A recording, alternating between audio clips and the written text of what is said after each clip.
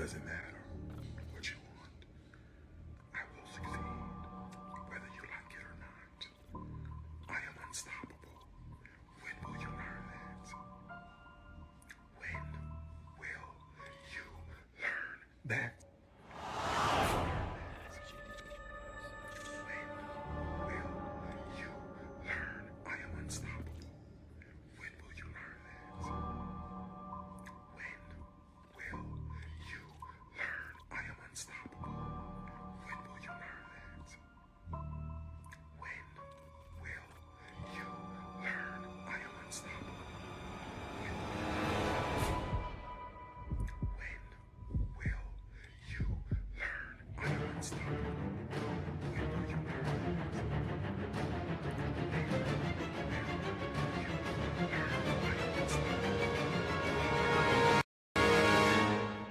Again, Mr. Williams, I invite you to conversate with me directly.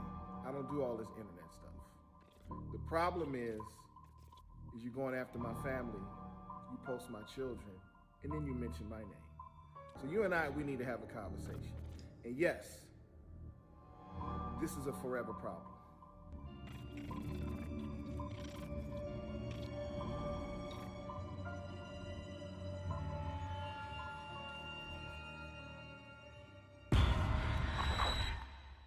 It's me, Darius Cooks, also known as your local scammer. You are, you gay, growing up in Chicago, you just end up being with a tribe of people. I don't know, it's really hard to explain. It might be different now, but when I was growing up, there were crews. We had people we hung with, right? Anyway, and I hung with people like, you remember Calvin, Lavelle, those are people that I used to hang with back in the day, and you see what happened now, especially with randomness of Vail. We ain't heard hide nor have him, have we? We ain't heard hide nor have him, have we? Come to think of it, let me not bring his name up, because let me tell you something. He probably, he ready to. Where's the expose? Where is the expose?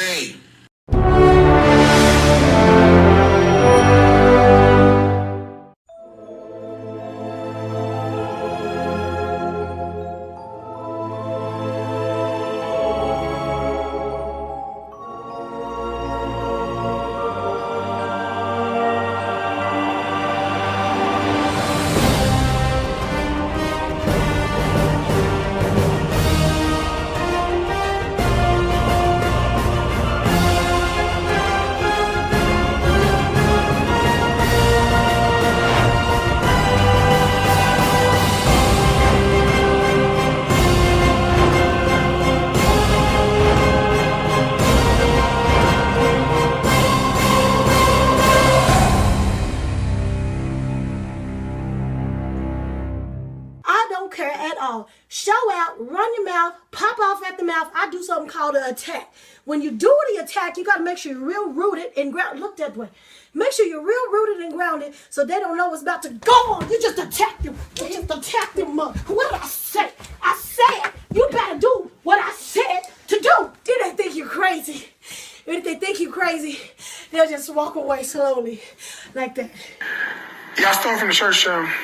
Then, okay, the first time I definitely remember stealing was I stole from this lady's purse, a teacher at school. I was on, did I give it back? I probably should go up there right now and give a donation. That's probably what I need to do. It was this teacher at school, and I used to go to, what school was this? It was Douglas. I guess I was in House B at Douglas. I was in House A. I forgot. But this would have been like 1990. Okay, let me see. Hold on. If I graduated 8th grade in 95, it would have been like 1993 or something. Girl, that's so long ago. I can't remember shit. 30 years ago. Okay, that's how long ago this shit was. 30 years. So, I thought nobody even seen me steal that money out of her purse. I took $20 out of her purse, and I would take the money. I used to go to like, I remember with that 20, I went to the corner store. I got me some oatmeal cream pies. I got some vanilla ice cream. I got some of them toasted coconut donuts. I got me some tangy cheese chip. I was fed. I was stealing to eat. I was fed. We was poor, right? So I remember I stole from the lady purse, and I had got caught. And I said, damn, how they catch me? Ain't nobody even seen me go in her purse. But they found me. I had to go to the principal's office every day. And call my mama. I got my ass towed clean up. So that was the first time. The second time I remember stealing was at the church. The third time, this one I said, I better stop this. I think I came to my senses after this, after the third time. After the third time, I said, this is, the third time I got caught. I said, no, I can't do this. It was more like organized crime. I could have got a RICO charge. Let me tell you what had happened. I had this job, right? I told y'all this before. I had this job. I used to work at Frank's Nursery and Craft in North Riverside. Third? I know. Girl, I was a kid. You kids do dumb shit because they kids.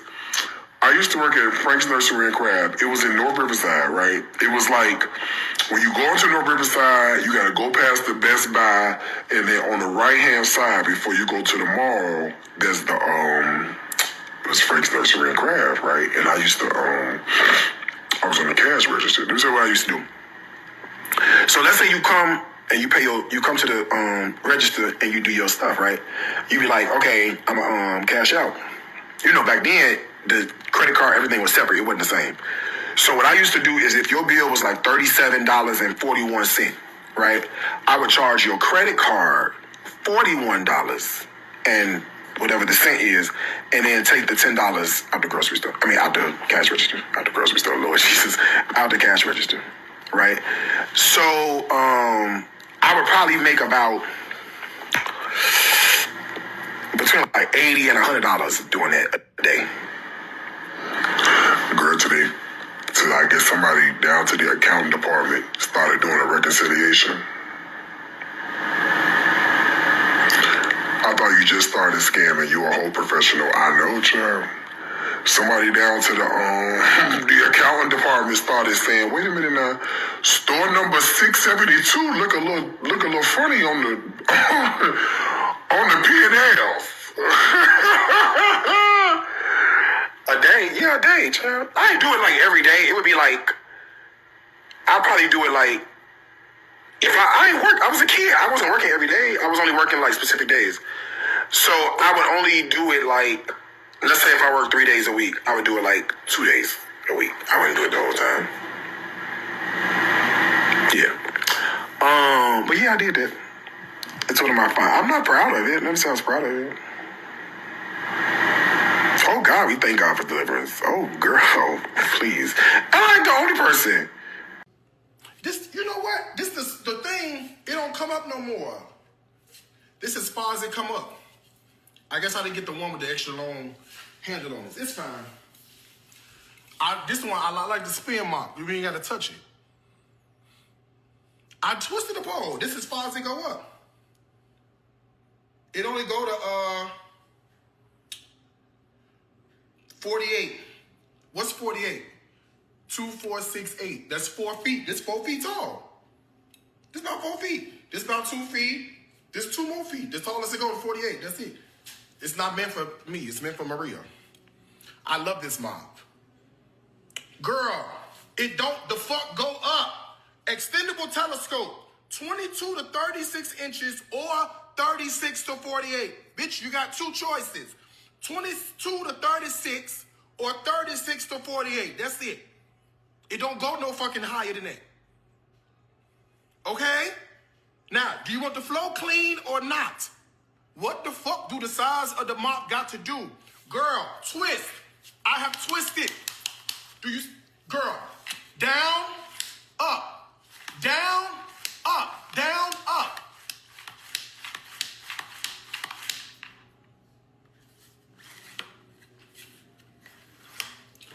I'll talk to y'all later. Breon.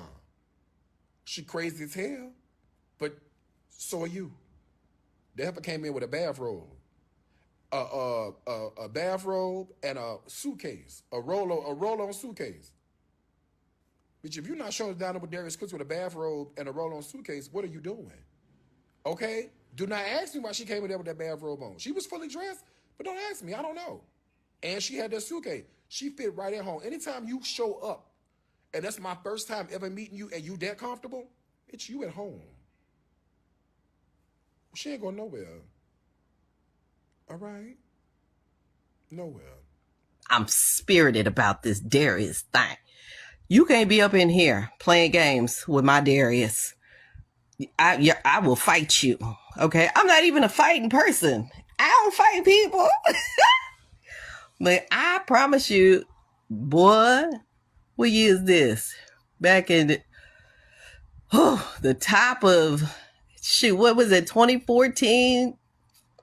It was the end of 2014 or the beginning of 2015 when Darius was given to me. And baby, we went through it over on Periscope.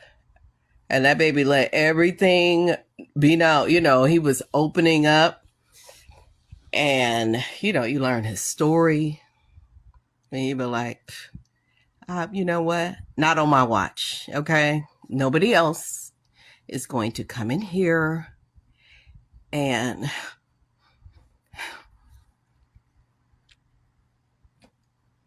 nobody's going to come in here and mess with my Darius. All those missed.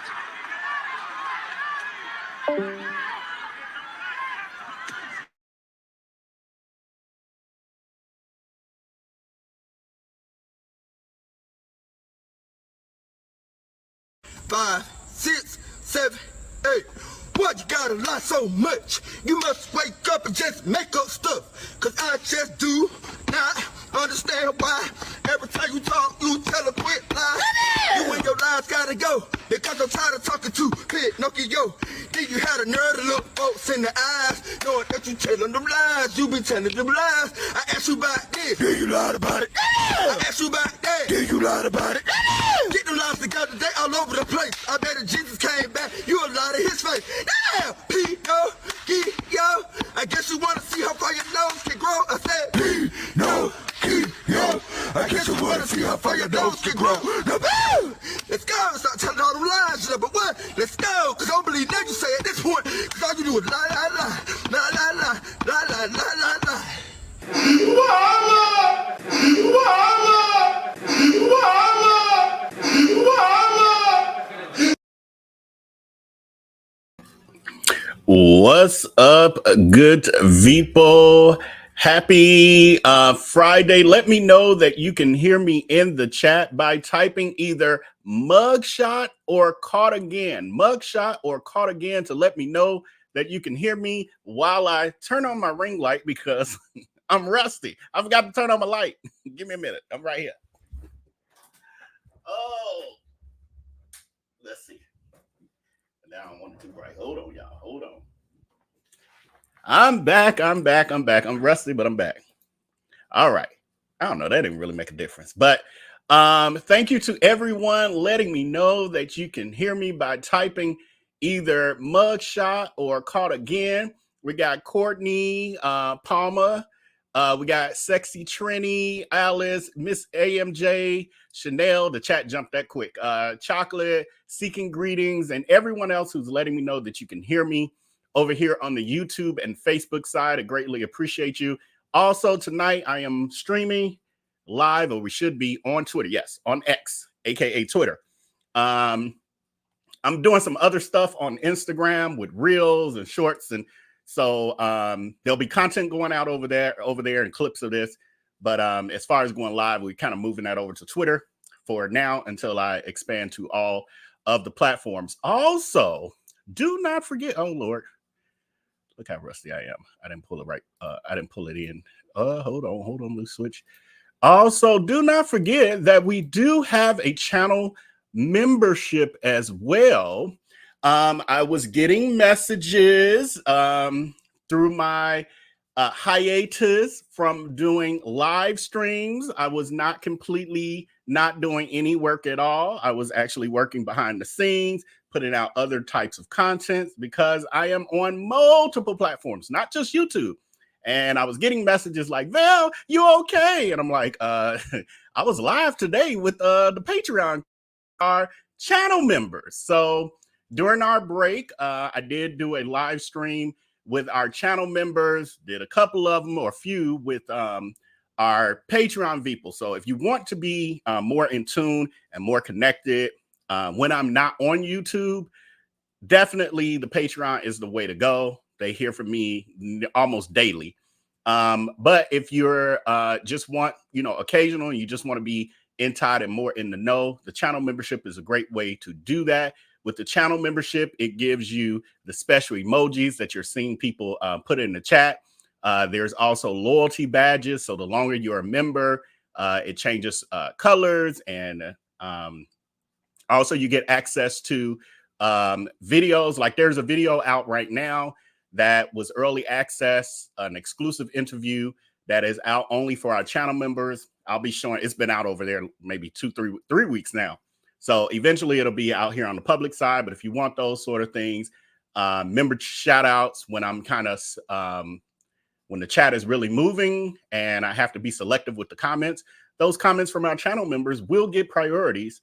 And also the member only lives like what we did the other day. So please continue subscribing, consider subscribing to become a channel member. You can hit that join button below this video. I think, I don't know where it's at, but I think it's below this video, depending on the platform you're, or the type of device you're viewing on.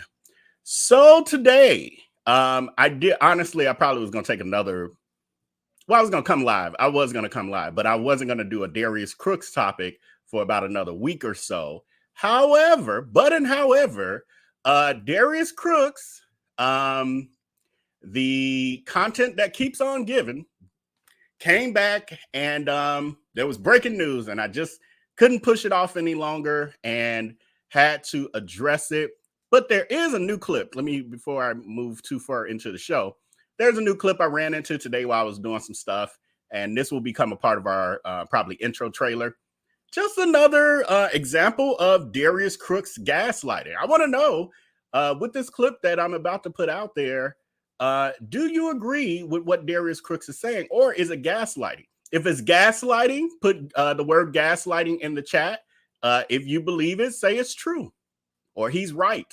When have y'all ever seen me shame anybody? You've never seen me shame anybody publicly on a post. I wouldn't do that. It's not my personality. And then beyond that, I certainly wouldn't shame somebody who is in the food industry. I wouldn't do that at all. You've never seen me do that. Ever. Ever. You've never seen me do that. I don't even know who y'all think I am. If you think I'm going to publicly shame. Now, I do have my opinion about lots of things. And sometimes I share them with y'all, and then sometimes I don't. Thank you, Day. But I would never, ever, ever in a gazillion years share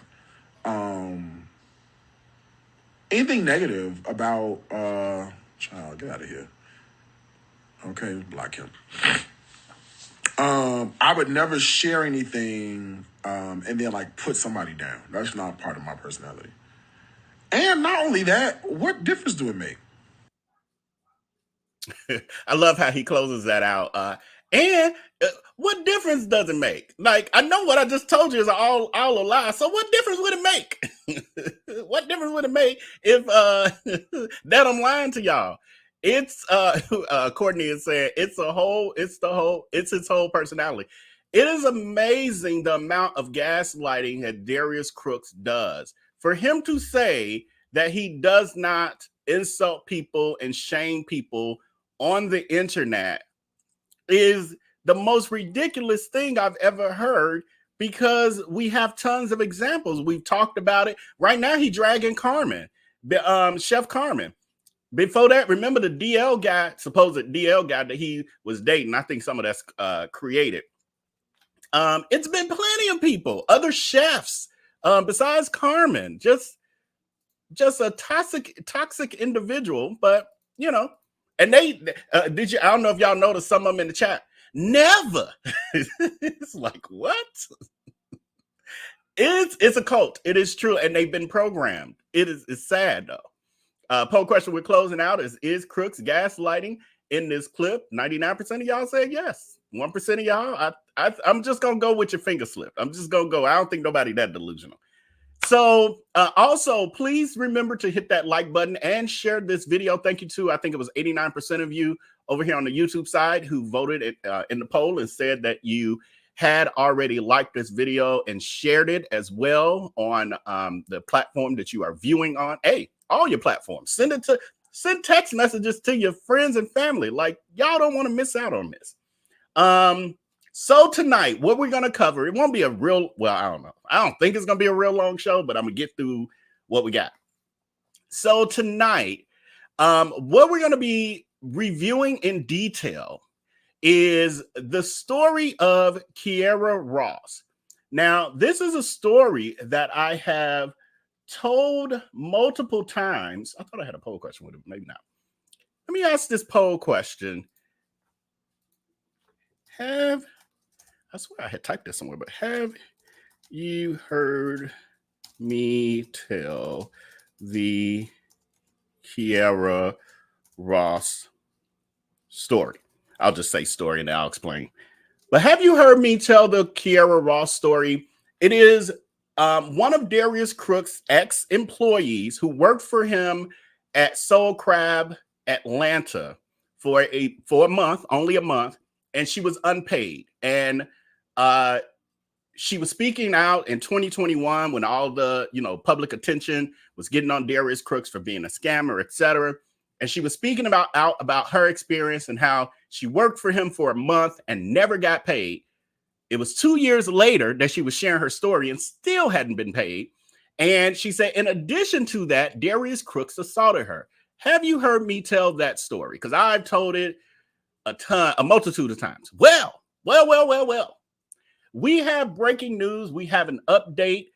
This exclusive came from one of our friends over there on Twitter. I was trying to bring it up quick.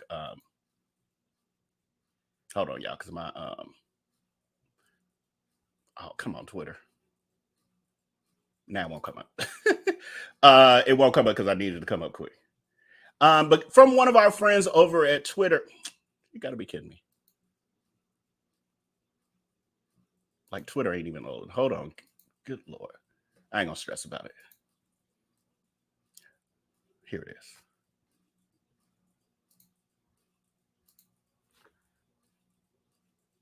And they posted a receipt that gives us more info on this story. And I don't know if you've seen it, but I have now shared it officially on all of my platforms.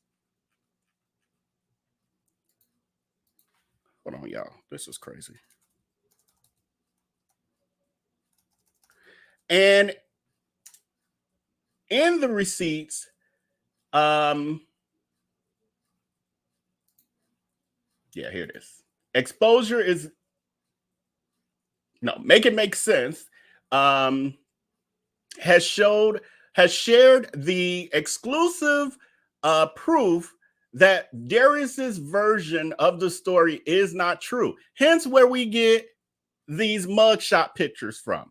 Now, Darius Cooks has claimed for years that Kiara's version of the story was completely false. And that people have been saying that he abuses women. He even got on recently and he was talking about Diddy and how it's unacceptable for a man to put his hands on a woman. Now, a couple of weeks ago, he was sitting there defending Diddy, and y'all ain't got no proof. Y'all always running, listening to somebody. As somebody who's had people making false allegations on me, I don't just jump when people start talking about how somebody did them wrong. I need the receipts. Where are the receipts? That's fine. But we also don't victim blame. And the energy around him when he does those sort of things, because he does them all the time, he always defends the predator. Bill Cosby, R. Kelly, Larry Reid, now Diddy, and the list goes on and on. Anytime a predator, somebody who has multiple allegations that usually have some layers of receipts already attached to them, he's always like, well, had they been convicted? Yeah, people just be saying stuff. See, I know what that feel like. Yeah, because you guilty too. You guilty too. So he was defending Diddy a couple of weeks ago, but when Diddy's tape came out of him dragging Cassie and throwing vases at her in the hotel hallway and all of that, it was undeniable what that was, and he couldn't push against that. And so he jumped onto what the majority was saying, which was is horrible. And now he's talking about he was done with Diddy. Well, the source came up. Thank you, Jackie, for gifting 5 memberships to our Veeple. Greatly appreciate it, friend. Channel memberships. So Darius Cooks jumps on board the Diddy did it train, and all of a sudden, people who are always working in the background decided to go ahead and release this that they've had for a very, very, very long time. So without me saying too much. So my question in closing out this poll question, what was this? Have you heard me tell the Kiara Ross story? Only 49% of you have. So almost half of y'all have, half of you have not. So good news for you, both those who have, you're going to hear more than I knew. Those of you who have not, you're going to hear the entire story from A to Z with receipts, because that's what we do over here. That's what we do over here. Next poll question before we get into our full set. Oh, so for the show tonight, we're going to talk about the timeline of the Kiara Ross story, the former employee of Darius Cooks. So I don't know. Can you call somebody an employee when you never paid them?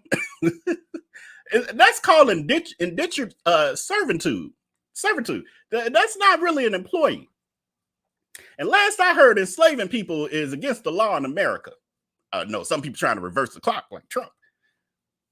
Anyway, y'all have y'all read the 2025 plan manifesto? What's it called? Policy Project 2025. I'm gonna be talking about that as well. Y'all watch that. They coming after y'all. They're coming after us. So we're gonna be talking about the timeline of the story from Darius Cooks' perspective, his created narrative, which is what he says. He creates the narrative. We're gonna go through the narrative that he created. Then we're gonna look at the story from Kiara's POV, her point of view. And then we're going to give the receipts. That's going to be the real version of the story, along with the receipts that align. And then we'll show, we're going to laugh at the mugshot. And I'm going to give y'all some dirt on that too. Oh, and there's so much more to come. Oh, I gave it up too quick. I wanted to wait a little longer to say that. Oh my God, I can't wait. Oh my God, I can't wait. Oh my God, source. I had a conversation today. Oh, it was beautiful. Just warmed and tickled my heart. I was like, oh my God, you got more? Oh Lord, God is too good. Oh, I don't know if I can take it. Then we'll see. We may get into another story of Darius Cooks' history with not paying people their wages, and then the state of Georgia and what they are now doing to combat Darius Cooks and people like him. So that'll be our show. So let's get into it. Oh, damn it. I should have been putting this poll question out while I was doing that. Y'all, I'm rusty. So poll question that's going out is, have you seen Darius Cooks' interview with Larry Reid live back in June of 2021 when he was claiming his innocence? So for those of you who don't know, quick little overview on this. Back in about June of 2021, Black Enterprise magazine put out an article about Darius Cooks being a scammer, complete with receipts. It was a short article, and it talked about all the allegations against him and had a couple of receipts here and there of the receipts for the scams. Darius Cooks had a follower, Lakeitha. No, what was it? Lakeisha? Something like that. Lakeithia? Was it Lakeithia? I think it was Lakeithia. So he has a D-haver who decided that she was just outdone. No, that's not true about my master. Had a fit. She happened to be a person of note. I don't know exactly what she did, but she knew one of the higher ups at Black Enterprise magazine, pretty much the way she said, the man under the man. So she went to her friend and she was saying, that's not true what y'all said about Darius Cooks. So she demanded that they retract what the article they had wrote about Darius Cooks being a scammer. Well, she made such a buzz that they were like, well, we're not just going to retract it because our reporter did an amazing job, and it's true per our reporter. She says, well, y'all have some 2-bit reporter on it. I want the editor-in-chief to work on this story and retract it. So they agreed because, again, whatever, relationship she had with them or whatever, they put the editor-in-chief on it, Kiara Morgan Smith. Kiara Morgan Smith, editor-in-chief at Black Enterprise Magazine, wasn't that happy about the assignment because she like, this below my pay grade. This ain't what I do. This is what I got my reporters doing. On top of that, he just a social media influencer, and I cover real celebrities. But she did what she needed to do for her bosses. When she did the article, she interviewed a multitude of people, Kiara, the Kitchenista, Sonny Anderson, I think Palmer was in it, I think, a couple other people, and myself, all got interviewed for this article.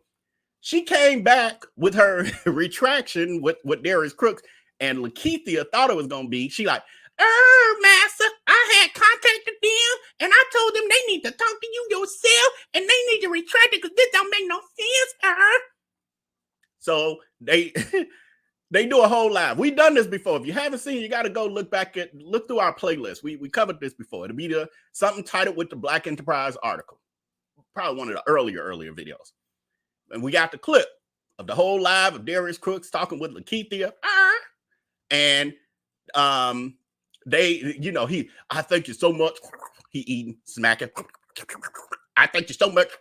It was getting rough. And you did this, and I didn't even ask you. Yeah, I did. I just told them you so transparent. So, long story short, article comes out. Well, no, it was supposed to be. So Darius Cooks thought it was going to be retracted. He thought he had gaslit Kiara Morgan Smith, the editor-in-chief of Black Enterprise Magazine, so much so that she was just going to make this fluff piece and drag all of us with proof and receipts and make him look like, like he's looked to the people who love him. It didn't work in his favor. They doubled down. So that night, though, this was on a Sunday night, before the article was coming out the next morning, he went on Larry Reid Live's show, and I call it that for a reason, because they sat there and had a little gab fest. Larry Reid did not do his due diligence, promoted a scammer to his followers, blocked anybody commenting, even Christy, who was Darius Cooks' former friend of over a decade and former manager of his restaurant. She was in the chat because Darius Cooks was lying and saying stuff. They were blocked. They were deleting her comments out of the chat during the live. Larry Reid would not read any comments from the chat at all. He was only reading comments from his Patreon, so people who pay. Those were the only comments he would read, and he was lily picking, which ones he would read. It was just a fluff piece. I got a little clip. So Darius Cooks went on there, spun the narrative.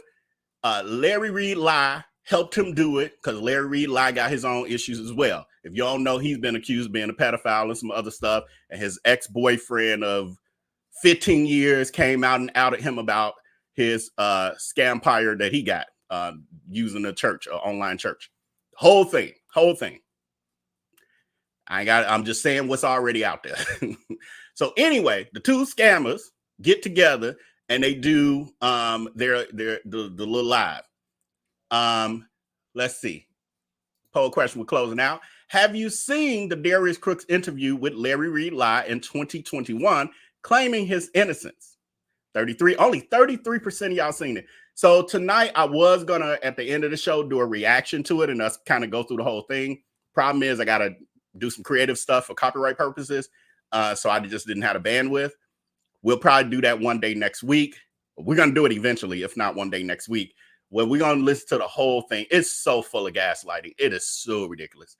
But we got a clip for tonight, the part that concerns the story of Kiara that we're talking about. So let me pull that up. 67% of you did not see it. Yeah, we got to take care of that.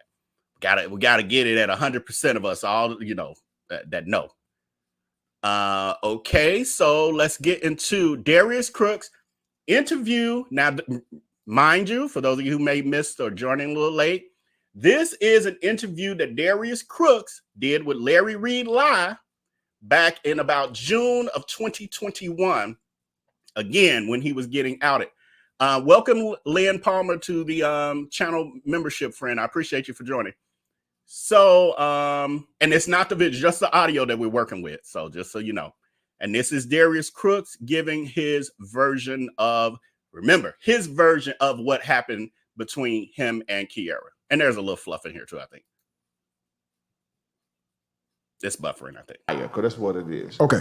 That's what it is. I appreciate King that. Of an empire. I appreciate your that. empire, like the church, like most every industry that's in the black community, built by black women. Yeah. They are your customers. Absolutely. So when I saw the consistent phrasing, these narratives are, they irritate me. They are. Because I know your motive. Yeah. Because you're going after the money. Yep. He does not respect.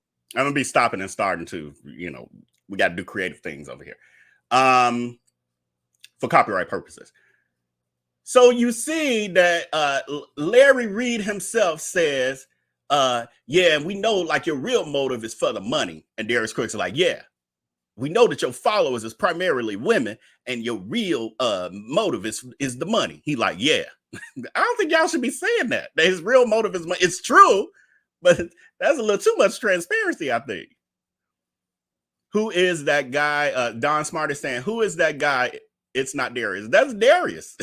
What do you mean that's not Darius? In that old crazy leopard fake Versace shirt, that's Darius Cooks.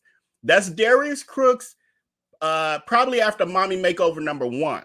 This was actually after he had the first gastric, but then he started gaining the weight all over again because he didn't have the discipline. Then he had another one. So this is after Mommy Makeover. So this, he had tummy tuck, liposuction, and all that stuff. First Mommy Makeover. It's not after the second one. What y'all looking at now is the results of the second Mommy Makeover and the BBLs probably. Respect black women. He abuses black woman, beat her up in his facility to get her out. Tell that story. So, okay, so there's two different allegations. So there's one that Yes, Deborah and everyone else, there is a pause in the picture for copyright purposes. I cannot play the video. I think, I'm not 100% sure, but I think this may still be up on Larry Reid's, on his YouTube channel. So you can go over there if you want to watch the video. But over here, I will not be playing the video without enhancing it for copyright purposes. I cannot just play it.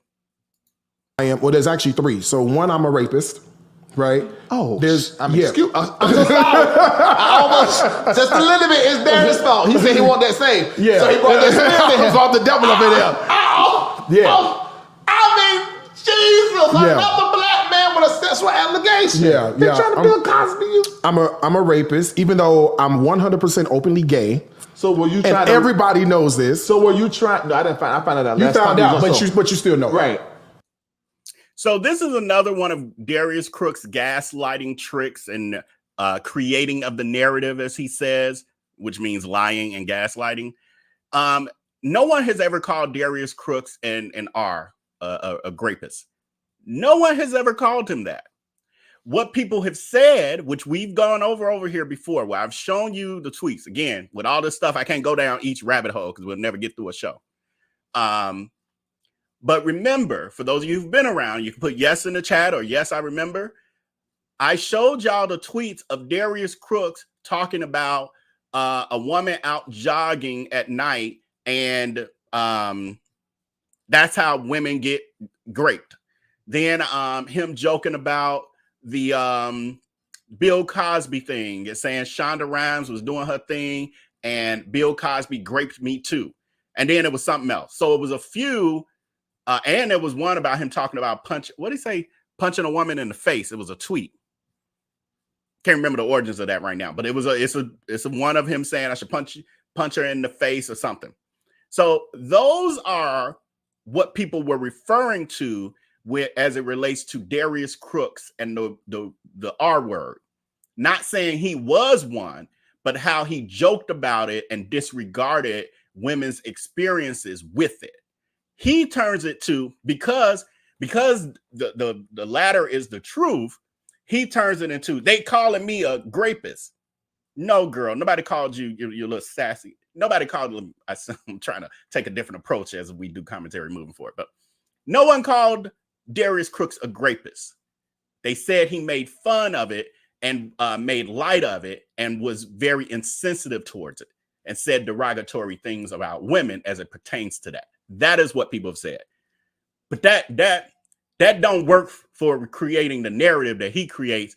So people be like, what? That don't make no sense. So was you trying to rape puss or booty hole? I don't. And this is a preacher, y'all, supposedly a pastor talking like this.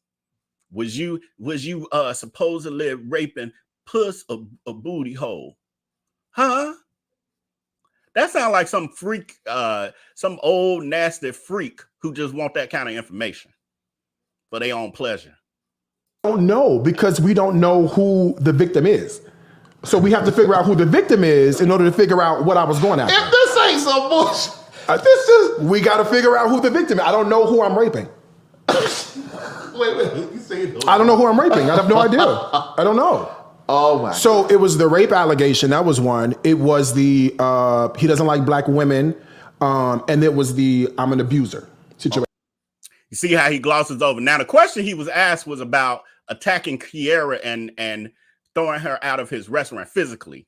He goes into these other pieces. Again, it's distraction. He's creating the narrative. He's taking you all around the bend so you really forget at the end of the day what the conversation was really about. And then he's trying to set the tone for, see how they talking about all this other allegations. So when he tells the actual story of when he physically abused the woman, it'd be like, ooh, but I can't believe they lied and called him a rapist. No. Come with us. Don't be distracted by the flashing light over there, because that's just that girl making up something to distract you. Come on down here where we're talking about the facts. That's the purpose of all of that. And then notice when he talks about the not liking black women. That again is based in facts and not wanting black women to be his base. I've done the video a couple times where the segment where I've read to y'all the actual, well, it's been multiple situations, but the physical post where he wrote back in 2009 to one of his followers, black women are not my base. Y'all can't afford, y'all don't have husbands and can't afford $300 baby strollers and don't go to go buy cupcakes in the middle of the day. Y'all can't afford cupcakes. Black women don't eat cupcakes. Y'all not my base. Y'all not my market. But then those are the ones who invested in his cupcake gallery scam and are the ones who have helped him build this scampire. Black women. So he don't like y'all. Y'all just are the ones where it's just like a pimp. Just like a pimp. Y'all the bottom bees. No, stop. Let me keep it moving. So the rape, we don't know who the victim is. Right. They can make up one now. They come up with one. But let me see who it is first, so I can see if I like them. What's going on? I don't know. I idea. And not joking about rape, but. And not joking about rape because he caught himself. You were just joking about it. Oh, let me see how they look, because maybe I will. Not to be joking about rape. Well, we got documented proof that that's what you love to do. That's kind of your thing, publicly. I'm joking mostly about the accusation. The accusation of me, especially with a woman. Come on. Yeah. Please, right? And I guess Again, it never happened. Ask him for the receipts of when someone accused him of raping women. Ask him. Where is it? Where is the proof? He makes these things up as a distraction. She had me blocked for 7 years. Maybe she didn't know that everybody knows that I'm a sissy. I mean, I don't really know. So in that, he was talking about somebody having him blocked for 7 years. I think he's referring to, at that point, maybe the kitchenista, trying to act as if she doesn't know he's gay. And it's they confused. That's why they calling me a grapist, because they don't know I'm gay. Gay men can be grapists too. That doesn't matter. It's about power. Grape is about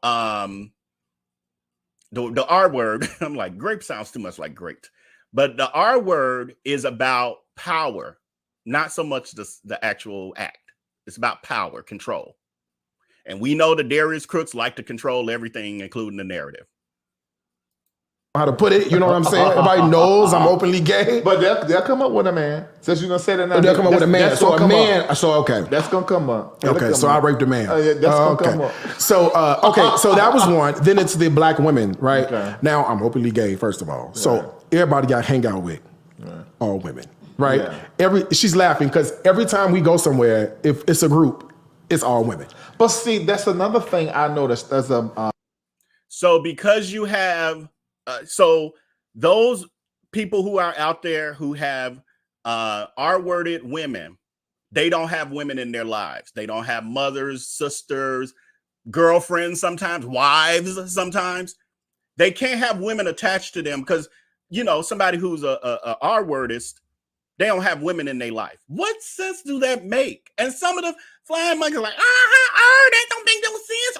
Master, you do have a lot of women around you. So that means, you know, R-wordists, they don't have women around them.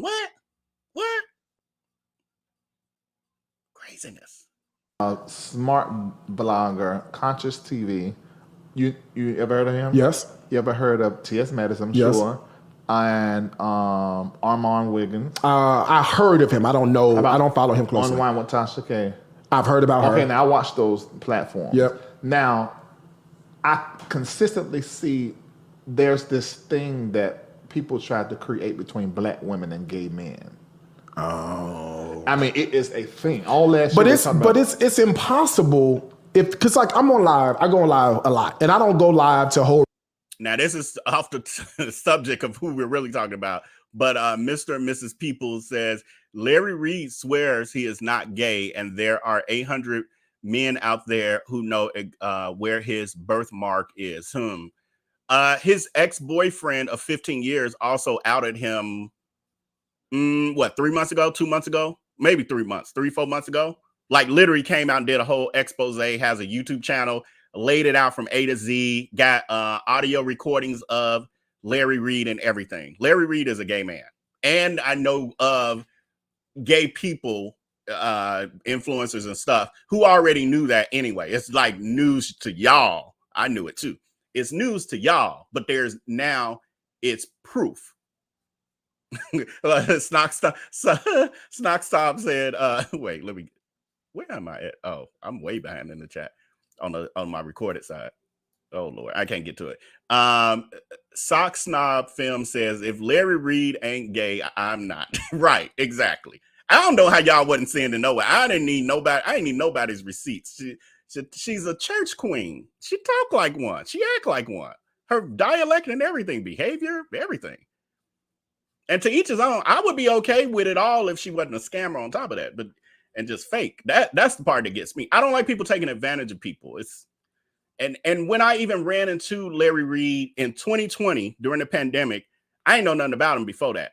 That was when I heard him on YouTube, and I was actually listening for about maybe 2 or 3 shows, maybe about the third show. My discernment was on fire, like, oh, hell no. I just felt it. And I didn't know nothing at that point.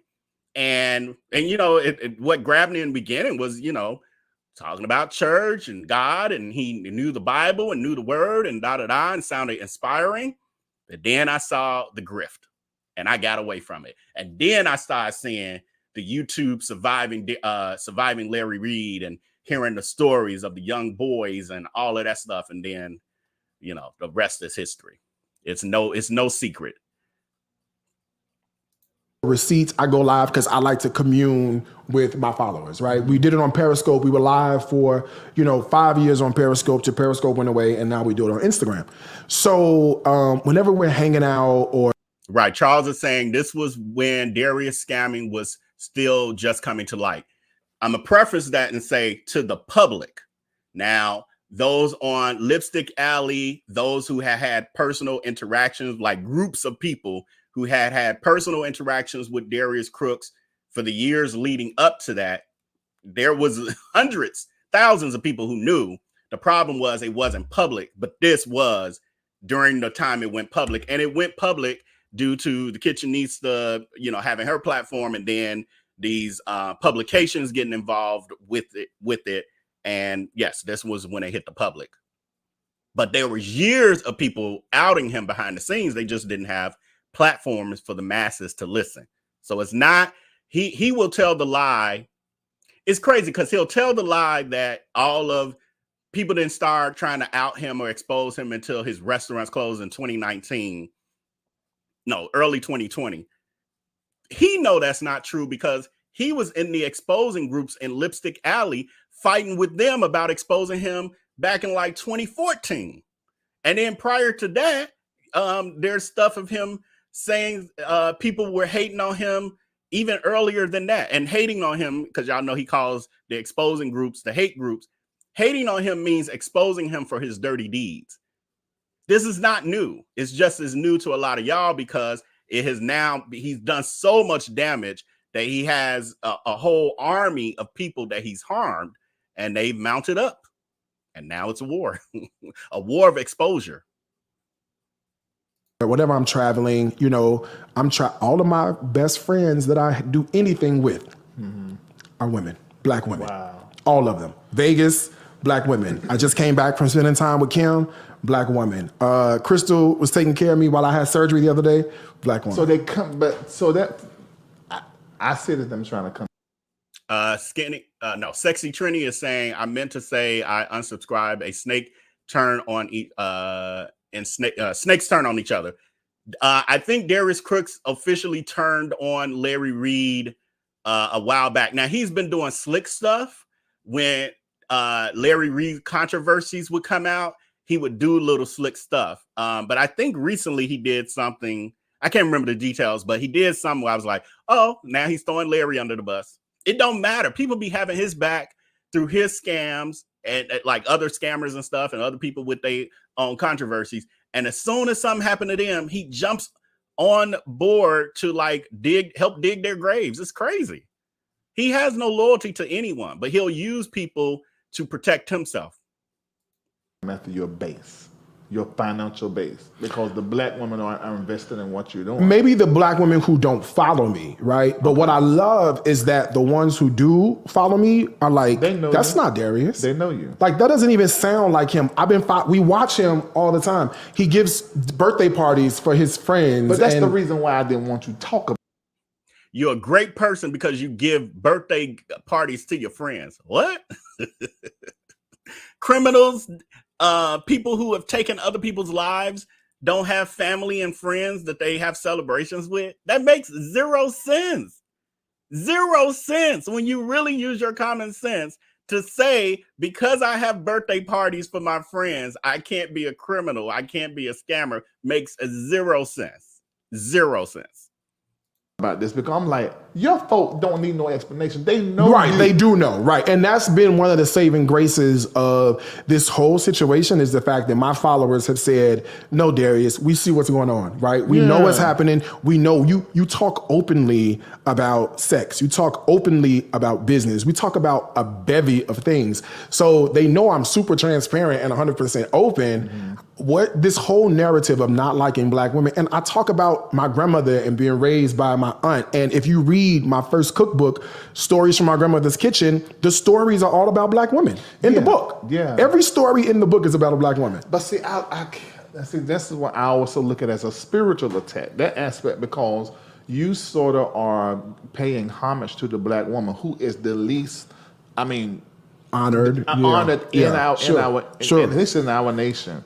And for you to be honoring black women, and your whole business is because of black women, and then the people, black women, really, every story I tell is about upbringing, being raised by, my grandmother being raised by a black woman. So that's a strategy to me. So that's strategic. You mean them coming after? That's a strategic Larry, attack. the whole thing has been strategy in some regard. You know what I'm saying? But I think I don't know. I just don't know why she would say that when there's no substantial proof, right? So the other thing is that I think everybody wants me to talk about is she might be saying that because of the incident that happened in my restaurant. Right. So there was a server who worked at the... Okay, so now he's getting, I gave y'all a little fluff in the beginning, but now he's getting into the detail. Well, actually, Larry Reid asked him this question at literally the beginning of when I started playing this. Darius Cooks is now just getting to, after he has given all this fluff and all these distractions. So by the time he gets to talking about the story, the flying monkeys are confused. Their brains are overwhelmed. As some of y'all done probably checked out mentally. Like, oh, what was they just talking about? He did all of that to get to this question, to start answering this question that Larry Reid asked about 5 minutes, but yes, 5 minutes and 48 seconds before this. Just getting to it. At the restaurant. Now, 3 restaurants, 110 employees, right? So the servers and frontline workers don't report to me. I don't know them. I don't hire them. I don't train them. I don't fire them. I don't approve their time off. None of that, right? I have managers in place at all restaurants to handle all of this. So there was one. Now, those pieces may be true to some degree. However, Darius Cooks fully controlled his payroll. He said it in other interviews. I just didn't have time to pull it today. But Darius Cooks has stated that he did not allow any of his managers to handle payroll in his restaurants. He took care of all of his finances, which means that Kiara's payroll was to be paid by Darius Cooks. Hold on to that, because you might be wondering, well, if the manager was in charge of all that, how's she getting into it with Darius Cooks? Well, Darius Cooks is the one who would be running payroll. He would be the one, when she didn't get paid, that she needed to talk to, because the manager, like, well, that's out of my hands. I submitted your hours. I don't know why you're still not getting paid. That kind of stuff. Friday. She went to the source. I was just doing a spot check. I was in town, went to Soul Crab, Atlanta. And when I walked in, it was probably 1 o'clock in the afternoon. So it wasn't a huge crowd, but we had a couple of tables full. And it was a payday. And the girl said, as soon as I walked in, right, she says, where's my mother effing check? That's what she's, no, my mother effing money. That's what she said as soon as I walked in. And I'm looking around like, hey, I just walked in the door. What are you talking about, right? So I don't know what's happening with what's going on with her. But she was so irate, she wouldn't stop. Like, she just kept like going. And she was talking to customers saying, this what the fuck I gotta deal with? I gotta deal with this bullshit. And I'm like, I was talking to my director of operations. Who is this? What is the problem? What's going on? Right. So when I realized that it wasn't calming down, so I called the police. Oh, okay. I picked my phone up and I called College Park Police because she wasn't stopping. Okay. How old was she? I don't know. She young. You don't know her name? I don't. Can I say her name? Of course. Kiara. Either Kiara. Now Darius Cooks is concerned with decorum, with calling people's names out. Now, this is the same person who will post a DL man's picture on his social media for millions of people to look at, has said all kind of people will dox ex-follower, will dox a follower who had a complaint about an order or a product not received and put their full information, first, last name, doxing their location, putting their children's pictures out. But now he want to ask if it's okay to say Kiara's name in this. It's gaslighting. Gaslighting. Or Kiara, one of the two. But I don't even know how old the girl is. Young, I would say early 20s, like late teens, early 20s, I would have to guess. So was there a problem with her check? It was Friday, she didn't get a check that day, or was a delayed check? So the real reason she didn't get paid is because she didn't complete her onboarding. Okay. So when employees get hired, I know what you're talking about. I'm thinking about with some sense. Yeah, but the people that's watching, because one of the questions I get was, why was she allowed to work if she didn't complete her onboarding, right? So we have 2 separate systems. We have one called Toast, that's the POS system that allows you to take orders. Yeah. The other system is called Gusto, that's the payroll system. Those 2 don't sync up. Those are 2 different systems. So we can give you access day one. If you come in and you're an amazing server and we need the help right away, we're gonna put you on the floor. Yeah. You know what I'm saying? We're gonna give you a code and now you're in the system, just like any other job, and then you have a deadline to complete your onboarding. I don't manage this girl, so I don't know why her onboarding wasn't complete. I wasn't a part of any of that. I just know that it wasn't done. If you don't complete your onboarding, how am I supposed to calculate your taxes? I don't know your I-9 information. Right. I don't know your W-4 information, your direct deposit information. I don't know any of that because you didn't do your part, right? So it's an employee's fault that they were allowed to work illegally, because that goes against labor laws, for you to have an employee there for a month. Multiple payrolls have been run, and you're not paying them. And you saying, well, because you didn't turn in, I don't have your onboard and stuff. Why are you allowing them to work without it? I have owned multiple businesses and had employees. I've worked in corporate America in management, executive positions. I've onboarded more people than I can quantify for you. And I have never allowed an employee to start even their first day or first hour of the day without starting to get that onboarding paperwork done. If nothing else, because I've had people start and work the first day and not return for whatever reason, get a new job or they lazy and don't want to work, whatever it is. I still got to pay them for that day. So I got to make sure I got their information so I could pay them. But she worked there a whole month. So every day y'all letting her come in there. I think she was a waitress. Go clock in, put on her apron, smock, whatever she got on, grab her clipboard or whatever, go on the tables, wiping off tables, back and forth, busting everything. And you ain't saying, right before you go on lunch, I'm gonna need you to complete this. Or, hey, before you clock in today, I need you to finish this. Could you get these papers signed? Or before you leave today, make sure you sign it. Tomorrow I ain't gonna be able to have you start. Weeks, but it's her fault.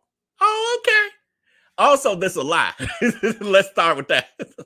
But I'm just going with this creative narrative. If we go with Darius Cooks' creative narrative, it's still some bogus business operations going on. It should have never been allowed to happen. But the reason why, and you can look at it and be like, this just makes no sense. What was his manager doing? He's saying he didn't even hire her, this and that. And you're like, this is his manager that incompetent? No, Crooks is lying to y'all. That's what's happening right here. Kiara will tell us the truth.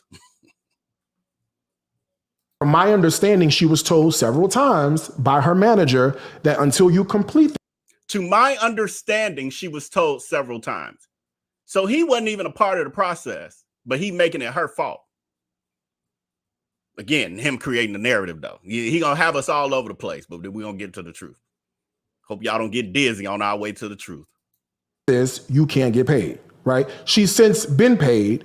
And I think she was only owed about like $85. So she was a server and she got cash tips. Right. So as a courtesy, I'm supposed to like take your cash tips and take the taxes out of and charge you for taxes. I didn't do that for any of my cash tip servers because you're already, basically living off cash tips. And I'm only paying you $2.13 an hour. Right. Which is proper. Right. Well, that's the law. Right. So what I did was I let her keep her cash tips. So for her to say, I didn't get paid anything, you kept all of your cash tips. You weren't charged tax for any of this, right? So did y'all notice that? Y'all got to pay attention. You got to be listening with your third ear because she be taking y'all on this lie coaster. Not a roller coaster, but a lie coaster. Taking you all around the world with this lie. He started that statement by saying, well, she got paid. She's not owed any more money. Kiara, 2 years later, was still saying she was owed money. She never got paid.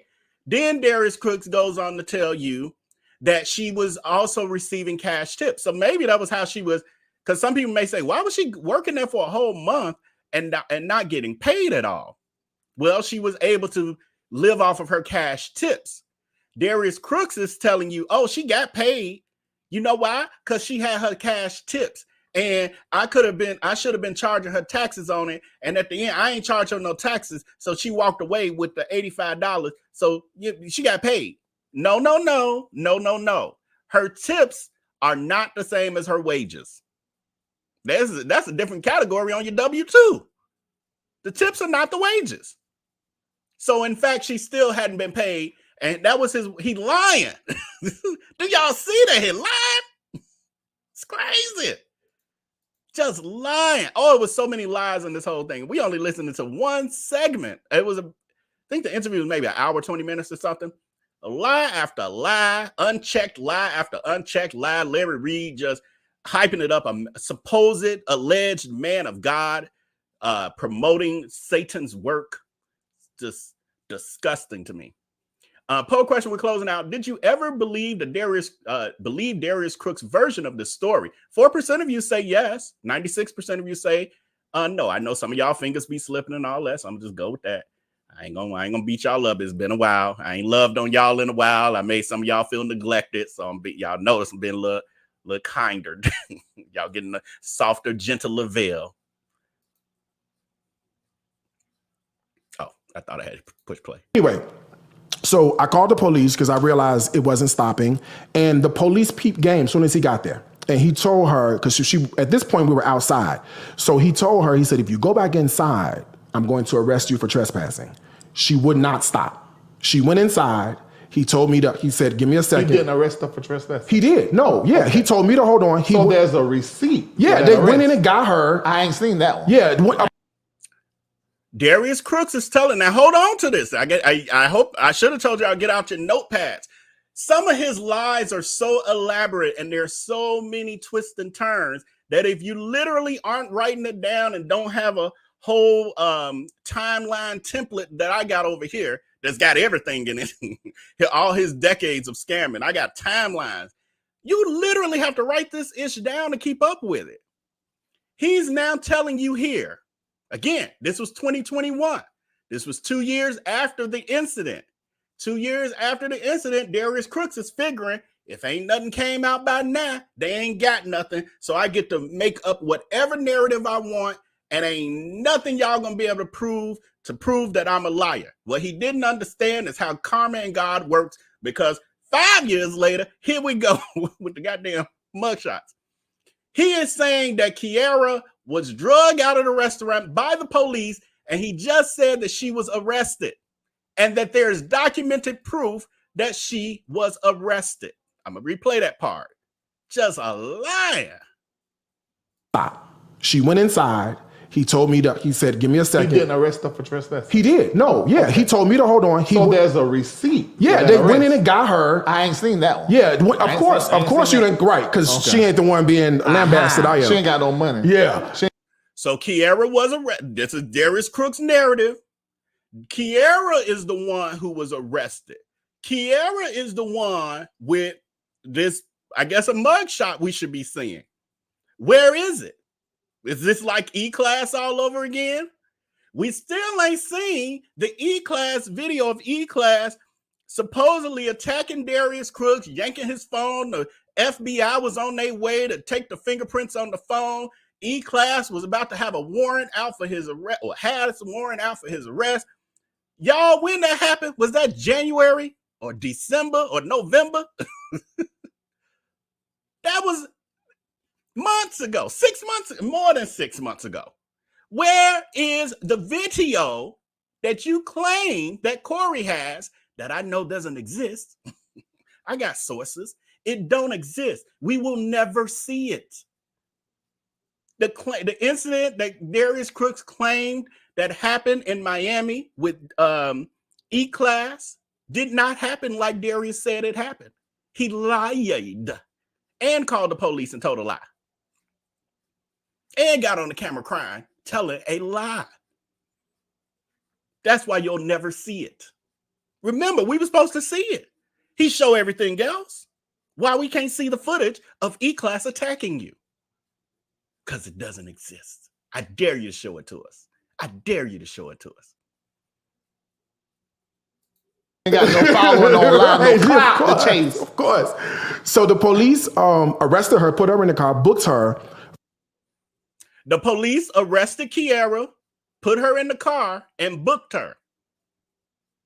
I think he's talking about what happened there. Oh, she's so delusional. Oh.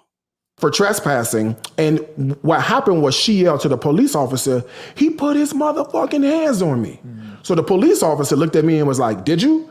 And I was like, "I don't know. It all happened so fast. Let's go review." That's what Bill Cosby said. He said, "I don't know." Well, it happened so fast. You don't remember. So I said, "Let's go review the cameras." So we go to the office, we get the camera, review the camera. I did put my hands on her. Let me tell you what I did. She was like in my face. I put my hands on her shoulder, turned her toward the door so we can go outside and talk outside. That's the extent of the abuse.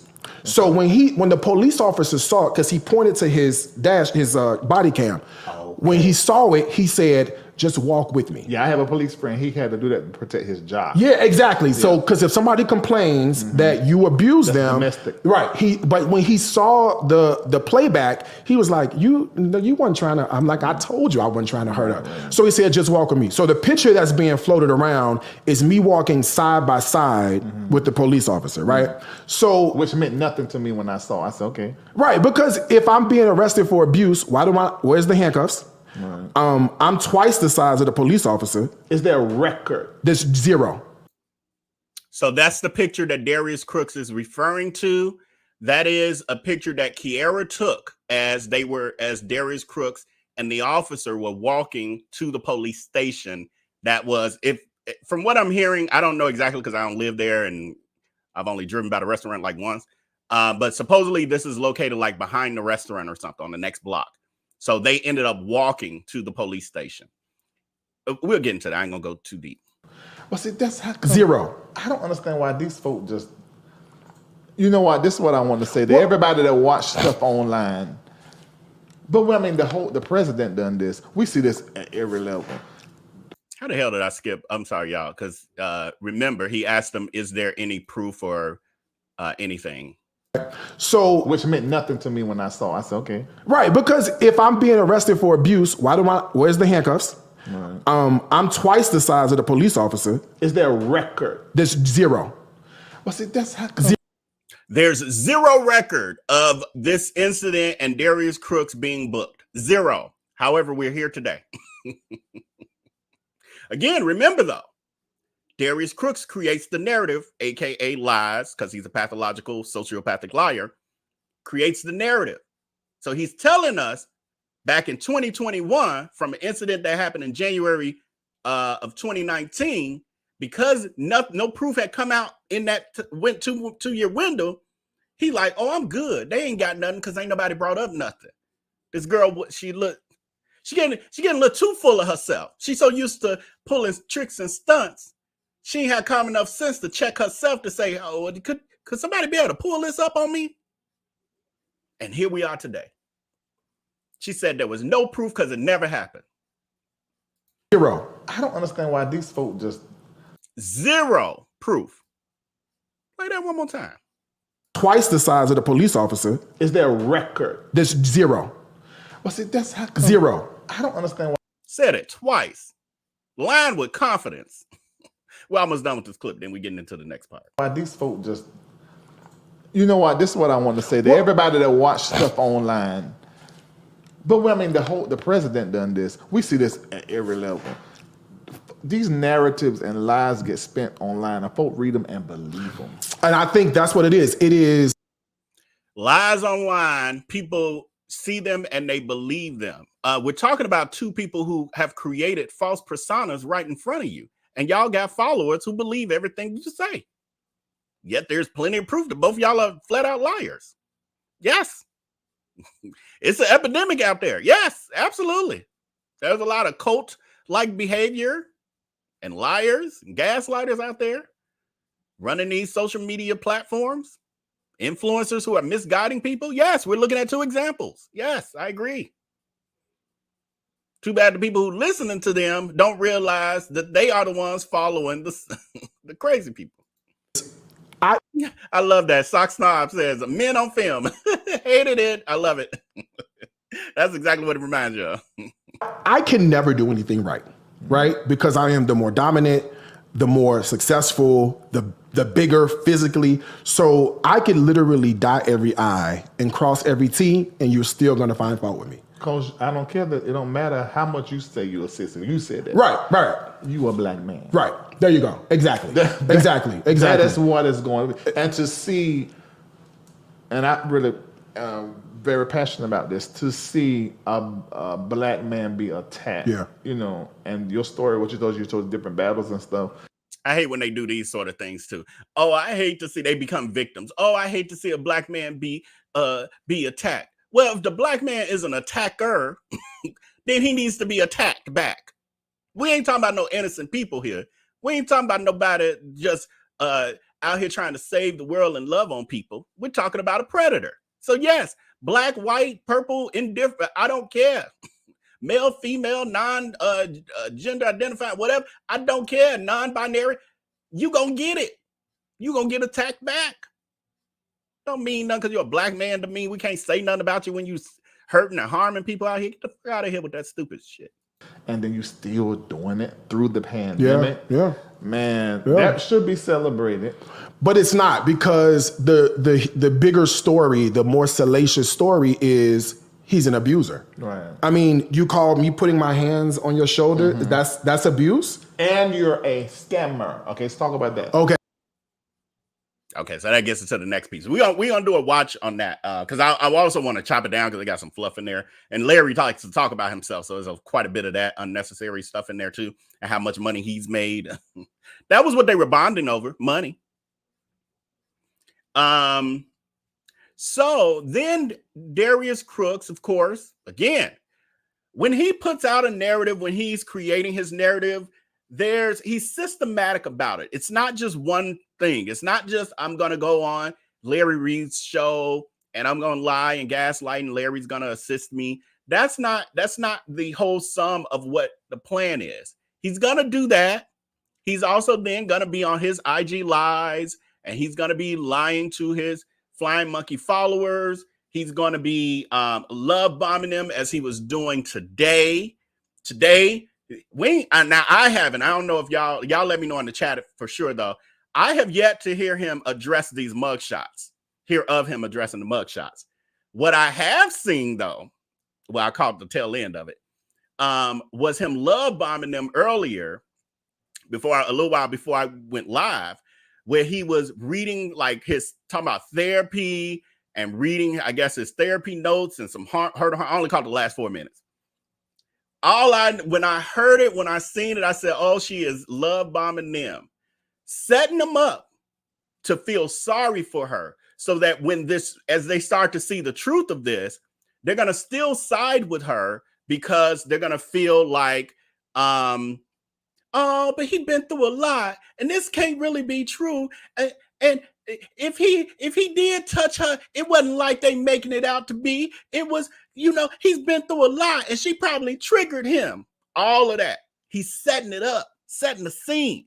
So if he really has to address it and it becomes a thing, he can they're going to disregard it. Oh, this ain't the same. Right. Will Dudley says he's the victim. He has to become the victim. So I don't think he's addressed this. I haven't seen it, but he's planting the seeds of victimization from his perspective. So that as he's watering it with these lies, the IG lies, he's indoctrinating them and he's watering. Each time he go live, he watering, joking with them.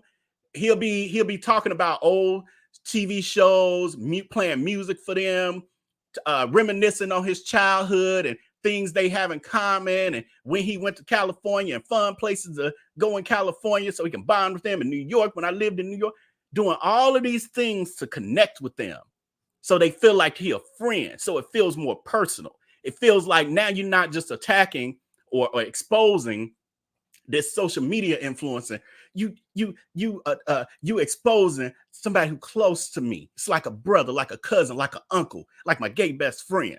Oh, she got this thing on lock. She's been doing it for over a decade. Well over a decade, indoctrinating these people. When you really pay attention and study it like many of us do, we know the cycle. And when I saw that, I chuckled because I said, oh, she love bombing them right now because she know this is happening. She's going to ignore it for as long as she can. But they going to start asking questions, and then she's going to finally address it because she's creating her narrative. She got to create one that's going to work. So she's thinking it through, writing her script. Then she going to finally address it because they not going to let her just let this go. They going to keep asking. She gonna address it. She gonna make it flip the narrative. It ain't gonna be nothing like what you would think. Like, oh man, this gonna be like Diddy. No, he's better than Diddy. He ain't finna do no sad little video and not mention the names. He gonna do something way more creative and become the victim in the end. Had him sitting there, oh, my Darius got me tearing up. Oh, Darius, oh, it's such a hard life for you. Oh, what's the discount code? I just want to do something for you. She good. Oh, she good. So then she gonna do that. Then they ain't gonna let it go though, because it's gonna be new people coming in. It's gonna be people got more questions. It's gonna be people who like, I know what you're saying, and I know I'm supposed to believe and trust everything, but it just still don't make sense. And I've been through some stuff. My sister was abused by a man, and he just lied and gaslighting. You kind of reminded me of that kind of stuff, master. So I just got a question. Then you're gonna be like, bitches, I done told y'all I ain't gonna talk about this shit no more. Y'all get on my nerve. Get out my business. I'm blocking you bitches. Block, block, block, block, block. You motherfuckers mention it one more time, and you will not be a part of this community. And then they're gonna shape up. It's the way it works. And then he gonna come back the next day or later, a few hours later, usually the next day. He usually go off like that late at night. They have to sleep on it. It's like giving your kid a whooping and send him to bed. That's what he do. They'll come back the next morning. He'll be making breakfast or something. He gonna go into his regular grift. So maybe he'll be at his warehouse, or I'm sitting here processing orders, or usually cooking, because that's kind of where they combine. Then he maybe got his good, he got some Anita Baker playing it. Oh, no. I forgot, y'all. He got to get on the computer, the piano, and play some horribly keyed Anita Baker and Stevie Wonder and Luther Vandross. He love bomb him back. It's like an abuser. He gonna curse him out, call him all kind of bitches and hoes, and block every other one of them. And then the next morning, it's gonna be like none of it happened. And he gonna love bomb them and make some baked macaroni and cheese, some baked macaroni and cheese and collard greens. That's what they like. I'm not making this. I know it's funny, but this shit is true. We've watched it so many times. If y'all have seen it multitude of times, say yes, Vel, in the chat. I know I see CJ there. CJ done seen. I see Steven there. I know. Alice, we know. Right, Renee S. said, or some church lady cabbage. Right, that's the name of it, church lady cabbage. It's his grip. And it's so predictable at this point. But then they don't see it. It's a case study. It's truly a case study. So this is Darius Cooks. He's gone on the Larry Reid live show. He then created his narrative. Now he has to. The other piece of it is you got to be repetitive. Anytime you're indoctrinating someone, like training, anytime you're training, like you're training a dog. Train a dog, you don't just do it one time. You don't say heel one time and give him a little snack. You got to do it multitude of times. You got to teach him, tap him on the nose and all that. Well, some people say that's abuse, but you know how we used to do it. That's what he does. So he's going to keep telling this Kiara story in his version a multitude of times. For once, everybody not hearing everything, but also he's training flying monkeys. Madison told us this before. I already know how I can do this like a script now. So this is him at some point retelling the Kiara story, his version. It's buffering. Hopefully. That's taking too long. Put my hands on her shoulder because she was by the front door to move her to the front door to move her out. That's the only touching I did. Just FYI. That's the abuse. The abuse was me putting my hands on her shoulder to take her outside. So when the police finally comes, we outside. Now that's his version of the story that he just put his hand. So again, recreating the narrative. I just put my hands on her shoulders. That's it. And she claiming abuse. No. But that's the narrative you need to put out there, and you keep repeating. So every time he tells the story, he'll talk about putting his hands on her shoulder. Wait till we get Kiara's version of it. And I see Charles saying the other night, just like, it's hard for me to keep up with the live chat and jump back and forth. But anyway, I can read it from here. Says, Charles is saying, just like he told the story with Miss Mel every other night. Right. The same thing. He creates a narrative, creates a lie, and then he keeps retelling that story. The same thing with my story, the food truck story. It goes into the food truck story, and he tells it almost the same way, like all the main points are there every single time. I don't know. And then they be like, you tell it the same way every time. That means it ain't a lie. What? That means it's rehearsed so he don't forget the points. I can tell the lunch machine story 50 times, and it's going to be a little different every time. Not because it's not true, but because I'm remembering different facts, because I might go into more detail. I've told the story a couple times. It took me 3 live streams of hours to tell it. He tell our story in about 35 minutes, and that's with him embellishing stuff. And see, I really, you know what I think the problem is with Lavelle, because I don't call him Vale. Y'all, I don't know where y'all get this Vale thing, but with Lavelle, you know what I think it is. Now, I ain't never said what I think, nothing, because I got proof. I ain't got to say what I think. What I think it is, and y'all know that I was on the internet for years. I was famous on the internet. And he had to be seeing it. I'm everywhere. You can't even avoid it. So he had to be seething. He had to be just upset to see how successful I was on the internet. Nigga, I wasn't even on the internet. I was living a real life. Wasn't even on the internet. Didn't even have no Instagram. Wasn't even on Twitter. I had a Twitter.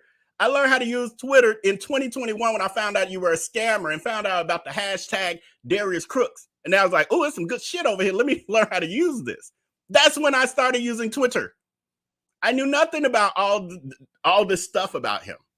But in his delusional mind, he is so self-important that he thinks that I spent 10 years worried about what some fat old scamming friend I had did was up to. Why? I didn't even know he had become a infamous scammer. I had no idea. None. I really would have enjoyed still not knowing, but hell, there's a reason and a season for everything. So I was supposed to be here, obviously, because only I could tell your story like this. She's still inside. She goes back inside. Okay? This is a good 10 minutes done elapsed. She inside talking to customers. You see this?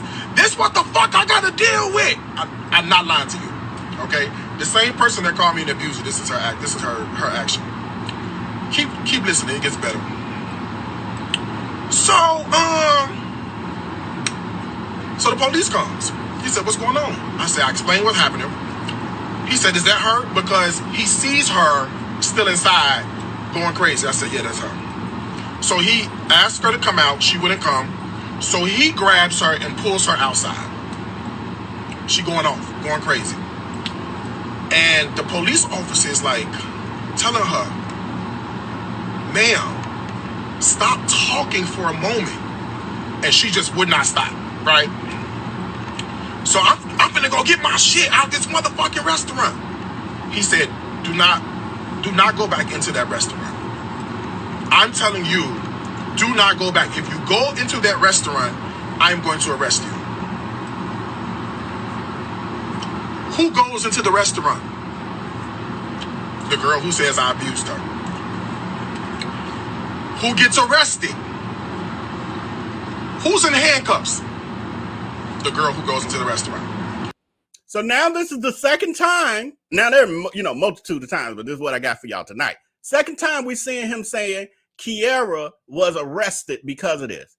Because she was upset because she had not been paid in a month, and you come waltzing your burnt walrus. I'm sorry, y'all. I'm trying to back it up a little bit.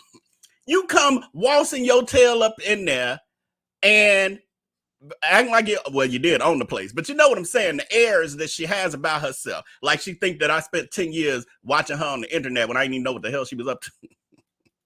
She was out of sight, out of mind. But just like she think I spent 10 years paying attention to what she was doing when she was scamming people on the internet, she thinks she's walking in with that sort of energy. And Kiara's like, you so important, but you owe me a couple $100. Give me my money, you burnt walrus. Scam pie, give me my money. You so important, you so rich, just give me my effing money.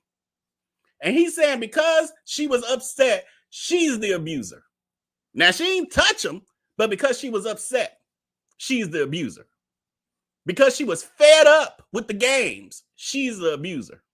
She had a nerve enough to stand up for herself. She's the abuser. Not the person who put his hands on another human being without their permission, but the person who had enough gumption to speak up for themselves. That's the abuser. In her world, Darius Cooks' world, because he wants to control people and get over on people, yes, that's an offense. How dare you? On top of that, from my source, they were saying, now there's so much more to this, so much more that we will be providing. Kiara, what pissed Darius Cooks off was that Kiara was, yes, going off saying, see, that's the problem. And you ain't giving my money and blah, blah, blah, and this and that. And she was like, and I'll tell y'all what's really going on. So she's saying this stuff out loud for customers to hear and stuff, that the restaurant is nasty in the back. And if y'all saw this or that, and he don't pay people. And so she's now spilling the tea. That's what upset him. She was outing him and the toxic behavior and the BS that happens behind the scenes. She was outing because she's like, if you're not going to pay me, I owe you nothing. I don't owe you professionalism because you're not professional. You haven't paid me in a month and keep playing games with me. You come up in here and you still acting like you can't just give me my money. So I'm going to let it all air out. That's what upset him. That's what enraged Darius Cooks to grab her. And do you think with her doing all that, we've seen him go off over a mop. We've seen him go off on his followers because they gave him instructions on how to extend a mop stick. And he cursed them out and hung up on them. And if he could have grabbed them by the neck and pushed him against the wall and strangled him with the mop handle, he would have. He just couldn't get to him. So are we to believe that a person with that sort of energy grabbed her calmly by the shoulders and was like, please leave my establishment, please? This is not the place for this, please. Really? Really? So he arrests her for trespassing. So she says to him, to the officer, he put his motherfucking hands on me. So the officer, who has his camera on, he said, did you? I said, I'm gonna be. So that's the part, it gets cut off because it's a clip from one of our coalition people on Twitter. But that's where he goes into saying he tells the officer, well, I don't really know. Everything was happening so fast, which means you blacked out, which means you did not calmly grab her by the shoulders and push her towards the door. You blacked out. You saying you don't even remember what you did. So how you don't remember what you did, but you describing what you did? Huh? So he then tells the officer, we can go to the camera and look and see what actually happened during the incident. The officer sees it, and then he like, oh, you got to come with me. We got to walk to the station. Kiara, meanwhile, is the person taking the picture of them walking to the station. So how was she arrested? When have you ever seen somebody be arrested and be able to take pictures? Huh? If she was handcuffed, how'd she take that picture? Huh? How's she taking a picture with a, huh? You're lying. Your story ain't adding up.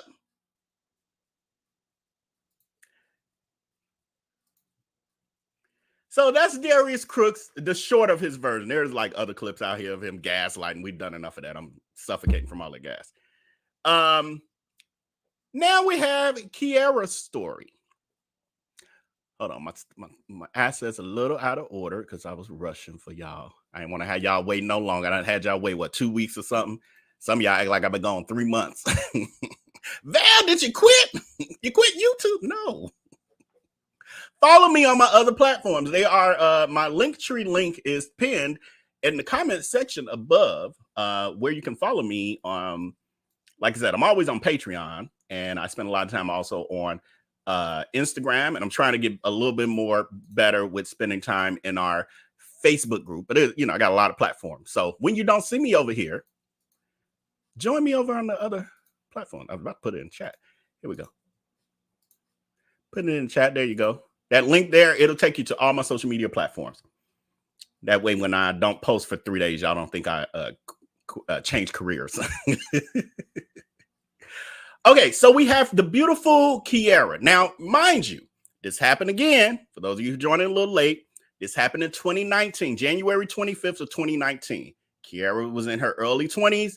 Now we're 5 years later. I don't know her exact age, but 5 years later. But that is Kiara. So what I'm gonna do to do Kiara's account of it, because I don't have like a video of her giving an interview or anything like that. Who knows? Maybe I don't know. Maybe she will be interested in interviewing. Maybe she just want to be, maybe she's done with it. This was 5 years ago. But either way, what I'm gonna do is go through her actual tweets of her describing what went down from her perspective, and then I'll be adding the receipts here or there. And this was her account that she was giving back in June of 2021. So that was 2 years after the incident. This was around the time where the Kitchenista was going hard on Darius Cooks on Twitter, being relentless for like months of exposing him with receipts and all of those things. And out of that, Kiara got in touch with another person in the coalition and connected with the Kitchenista. And so that's kind of how we found out about Kiara on the public side. So Kiara first tweet, I don't know if I'm gonna keep doing these because it might be too hard for me to go back and forth, but it reads, "This man is a con artist. I was a server at his seafood restaurant in Atlanta, and he got arrested for putting his hands on me after I had a fit after he didn't pay me after working for him for almost a month. I still never got paid." This was her post back in June 12th of 2021. The incident happened on January 25th of 2019. 2 years later, she was still saying that she had not been paid. However, Darius Cooks, during the same time period, was on the Larry Reid live show, as we saw, lying, talking about he had paid her. She has no reason to lie about that. She got paid. She would have just went about her business. Then somebody's tweet got deleted, but obviously their account got suspended, so I'm not unable to see what their original tweet was. But Kiara's response was, "Trust me, you were better off with plastic utensils." So I think that's the person saying that they went to the restaurant and ended up being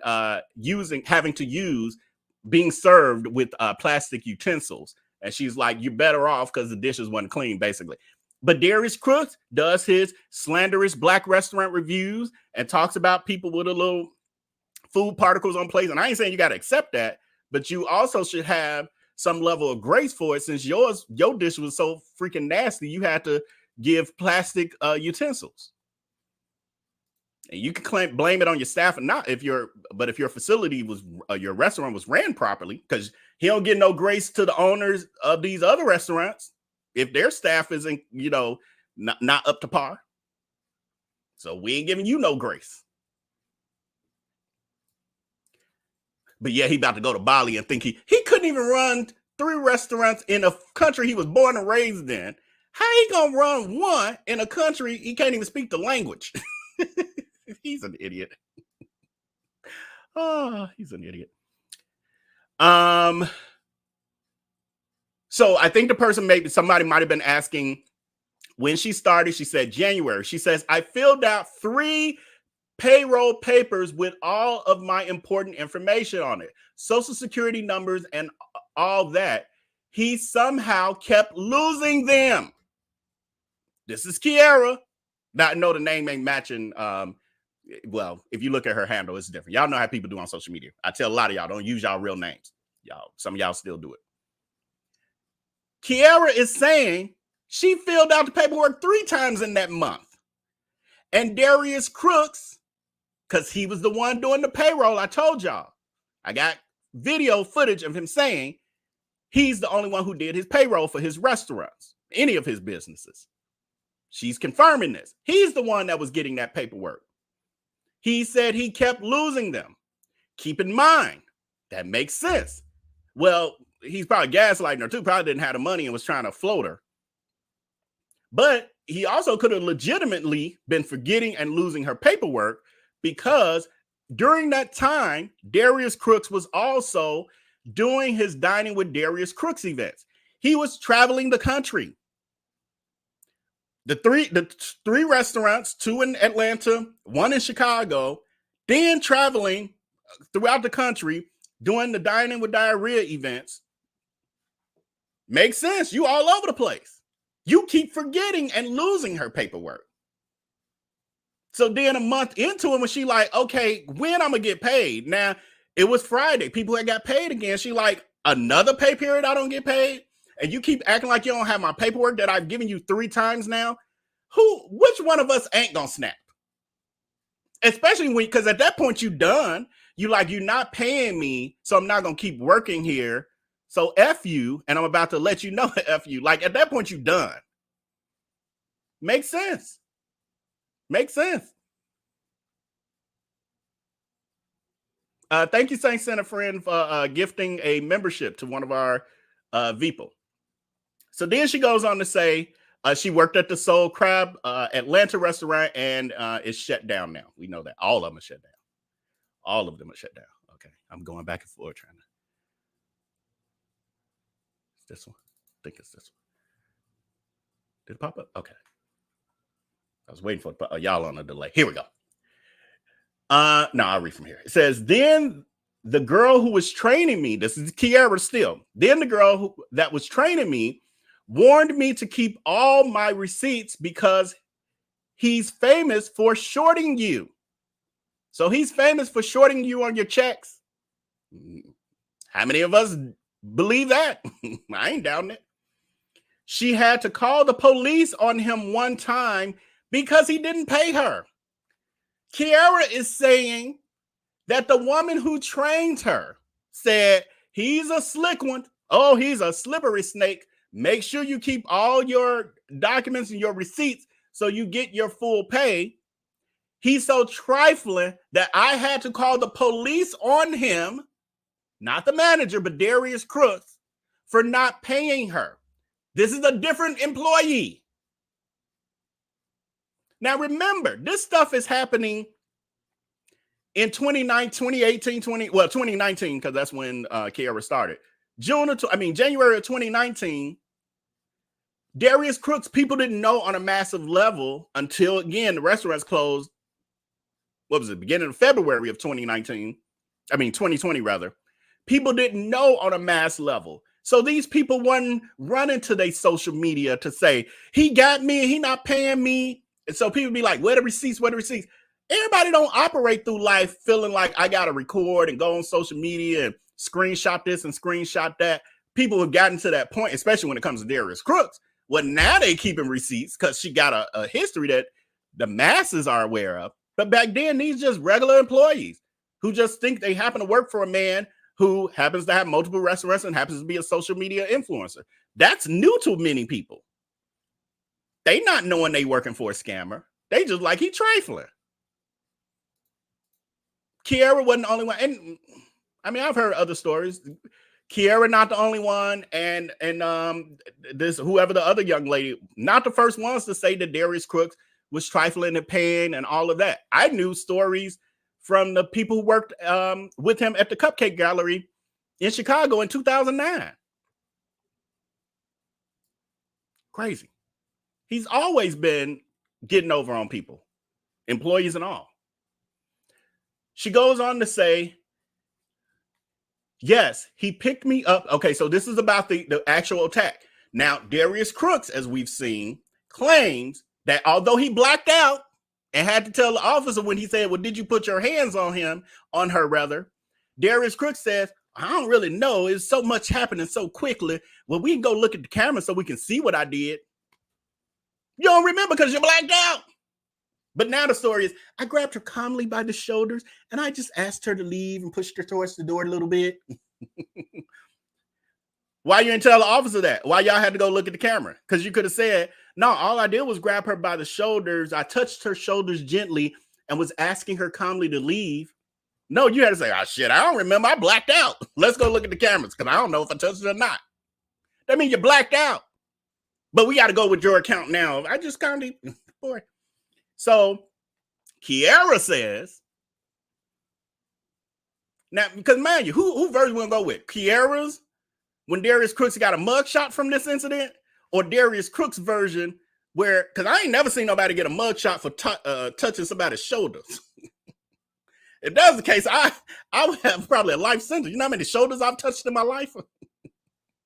All by consent, though. Don't get me wrong. All by consent. I didn't know you can go to jail for touching a shoulder. So Kiara says, yes, she's responding to people because people are in her thread asking questions and stuff. So she's responding to someone and saying, yes, he picked me up and tried to drag me out of the restaurant. These two women that were dining there had to stop him. He had the nerve to call the police on me, but he ended up getting arrested because it was on video. Now, Darius Cooks, his lie is that Kiara got arrested. However, Kiara, again, is the one that we see taking the photo of Darius Cooks being hauled off. How's she arrested but taking a picture of you being the one going to the police station? What? The lies, the lies, the lies. It's the lies for me. Oh, I lost my spot. Hold on, y'all. Oh, go to the next one. Ooh, I don't know which one I had up. Hold on, give me a second.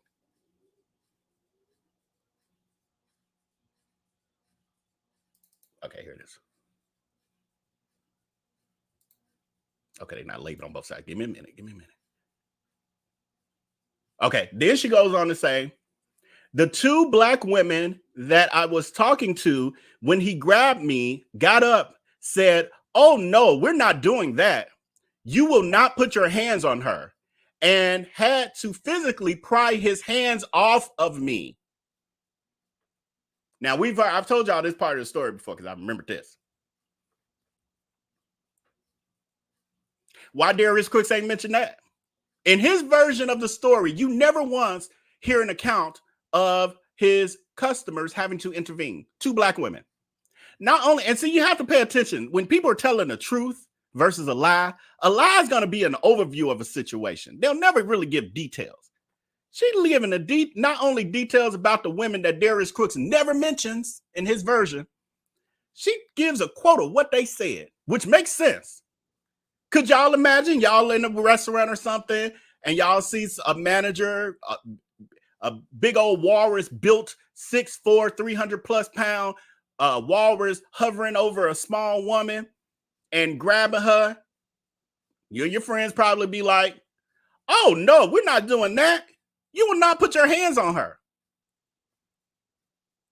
Sounds about right to me.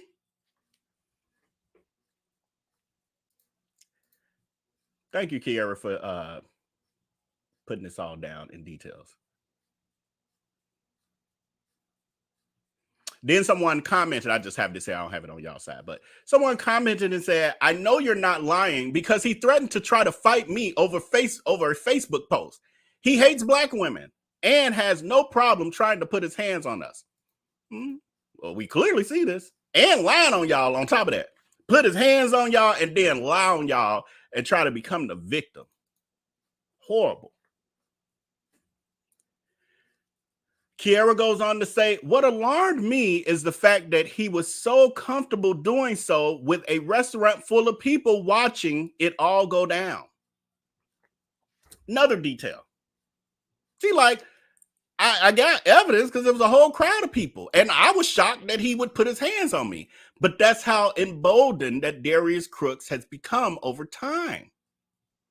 He's gotten away with so much. It's, again, I've compared it to a spoiled toddler who be throwing tantrums, and parents let them slap adults and bite them, and nobody correct them. And then they get worse and worse. Then they start calling them out, calling them bitches, the whole F you, get your hand on me, bitch. And they 2 years old.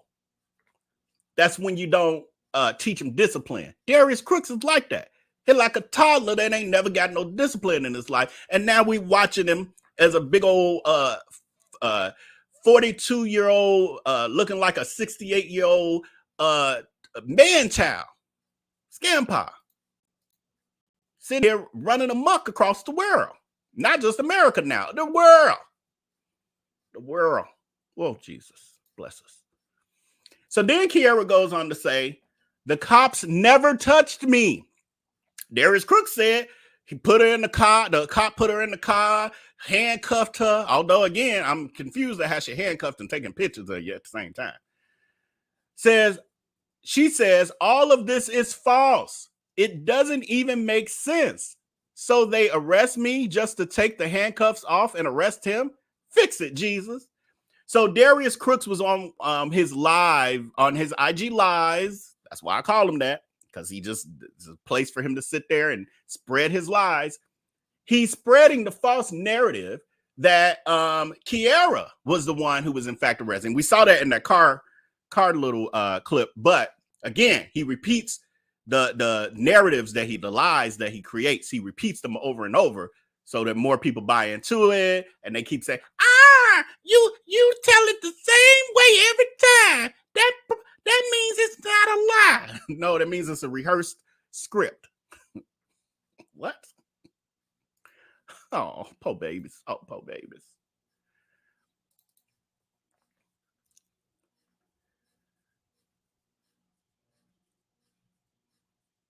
Oh, this is another piece. I don't have it here. It was out of order, at least.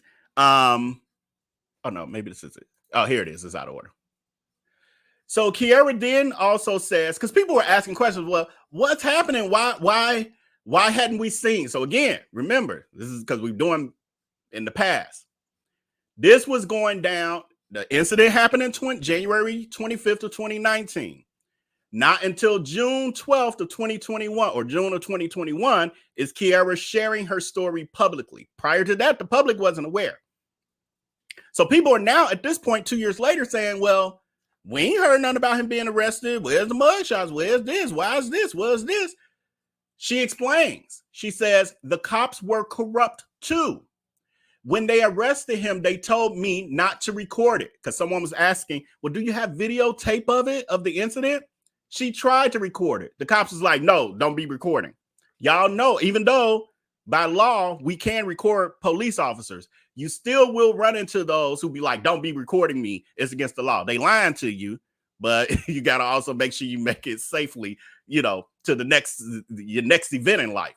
So they told her she couldn't record it, which is what she was trying to do. She says, so I had to sneak a picture of them escorting him to the station because it was right behind the restaurant. So that's how we end up with this photo image, but not the actual video. But don't worry, there is a video. Wink, wink. Thank you, source. Let our source know. Tell our source thank you in the chat so they can see it, because they are going to give us a gift that I think I should have maybe ready for us by next week, hopefully, if they are able to, provide me what I need with what I need. Wink, wink. Say thank you, source. Y'all gonna love it. Y'all gonna love it. Karma is a boomerang. Karma is a boomerang.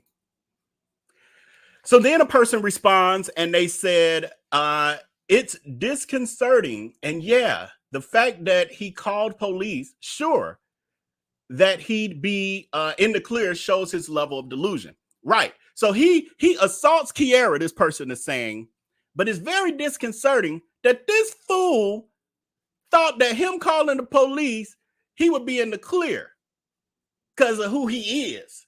And he the owner of this restaurant. And he can just say whatever. That's his level of delusion because he's used to getting away with everything. So, and it's the truth. Also, keep in mind, the police station was behind the restaurant. What does that mean? Some of the officers went to the restaurant to eat dinner, lunch, probably got discount. I'm sure got discounts, et cetera, et cetera. So there's a relationship there.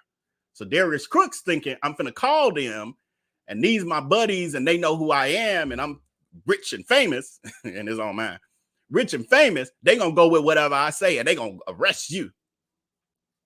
Didn't go down like that. Because Darius Cooks pointed them to the videotape proving that he assaults black women. I ain't laughing at assaulting black women, but I'm laughing at his delusion.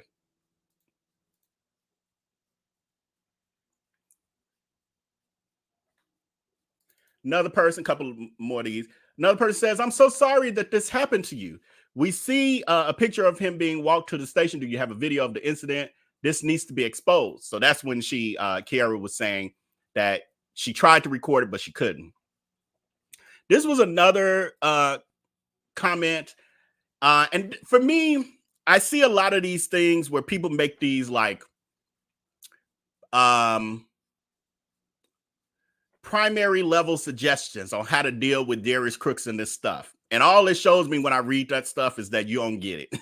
And it's fine because I understand that it's this is so different than anything that many of us have experienced before. So everyone thinks that there's a simple solution to this, and they recommend simple solutions that don't work in this situation. If it did, we would not be talking about Darius Cooks still today, 10 years later, after he started all this. This person says, people are never told this, but start here. So they were telling Kiara, suggesting that she contact the EEOC and get a lawyer, said getting a lawyer helps a lot as well. Also, a chef lives on reputation. Tell everyone what happened. Make sure everyone thinks of working for him. Make sure everyone that thinks of working for him know. A couple issues with this. EEOC, that's fine. You can do that. But Darius Cooks does not abide by laws, rules, or anything like that. So that's the problem. BBB, people contacted the BBB. What happened with that?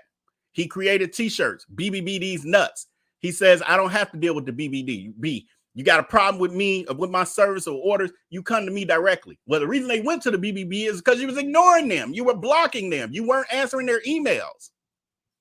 That's how they went over there. Had you been doing those things, they would have never went over there. But the BBB had no real power. It's really an honor system of just because you should want a better score, you will work with us to resolve your issues. He don't care about none of that. That's why he got an F rating and still scamming people. So that, and then getting a lawyer. Why would someone spend? Kiara was owed a few $100s. By the time she done getting an attorney for this situation, she would owe more money than she was due from her check. It's like people got to think these things through, and time, money, resources, like to get an attorney to do this, months, if not a couple years of chasing him down for a few $100s. That's going to then probably cost her a few grand with an attorney. And then also tell everyone what happened. Make sure everyone that thinks of working with him know. Darius Cooks don't care about his reputation, and he's always able to gaslight people as he's continued to do. He's a social media influencer. This is different. Yeah, hey, you there is saying pro bono. Yes, if you're lucky enough to find a pro bono attorney. There's been this situation with Darius Cooks is class action level. We have yet to see an attorney step up pro bono to say, hey, all of y'all who got, like, legitimately, now there's been some shady stuff, legitimately having a pro bono attorney say, hey, I'll take on this class action lawsuit. This man is supposedly a millionaire, multimillionaire. Let's go for him. So that's easier said than done. Again, that also takes time effort and resources for something, in her case at that point that we're covering right now, was 2 years later for a few hundred. And when I say a few $100s, because she was making waiter or waitress wages, $2 and some an hour. So it equated to, I think, under $500, under 500 for that time, because the rest was tips. It's not worth it. It's just not in this particular situation. It's just not worth it. So, and that would be how people be like, well, what if he's so guilty? Why she ain't sue him? If he's so guilty, why this or that? Well, who the fuck gonna go through all that for $500 or less? Who gonna go through that? What they will do is air him out and go on social media like she did. Went on Twitter and just aired it all out. And we got this for evidence and exposure for years to come. 5 years later, we're still talking about it. This is how you handle it. This is how you handle that sort of situation. You can't handle this like you handle everyday life stuff. It's a different world. And I get some of y'all ain't used to this like that. Oh, did I not click on the next one for y'all? Okay, good.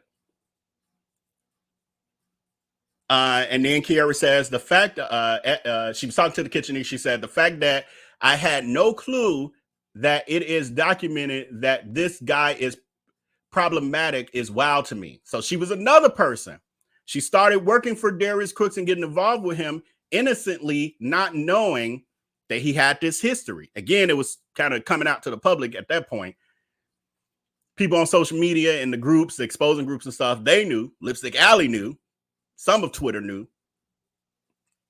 She said, she also goes on to say, the way he kept his restaurant is deplorable. I'm surprised he stayed in business for as long as he did. Many people have said that his restaurant, I've heard some stories. I have some pictures from the restaurants, etc. Of people saying how nasty the restaurants were and how they weren't taken care of.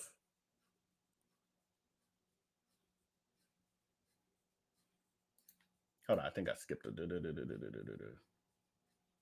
Oh, here, yeah, I did skip one. I don't know. This stuff out of order, I think.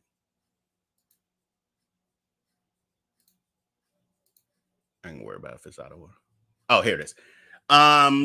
So then she tweeted, this was when Darius Cooks went live. So again, Darius Cooks doing these multiple lives around this time, putting out the recreated narrative. One of the live streams, the IG lives he did, he titled it, I went to jail. Because he's trying to drum up engagement. And then when he gets into the live stream, he starts talking about how Kiara went to jail, that he never got arrested. He never went to jail. It was Kiara. Hold on, I'm trying to find that. Lord Jesus. This is what happens when I'm rushing the show. My stuff out of order. And it's so little, I can't see it unless I put it on the screen for y'all. Anyway, I'm going to just read. What is it? Is this it? Yeah, this is the one. Says the cops, Kiara then responds because he's now live lying on her and saying that she was arrested, telling the same lie. Again, he's going to repeat the narrative. She says, the cops never touched me. All of this is false. She's watching him live lying on her. And she's saying, the cops never touched me. All of this is false. It doesn't even make sense. So they arrested me just to take off the cuffs and arrest him. Fix it, Jesus. I think I read that. I read that.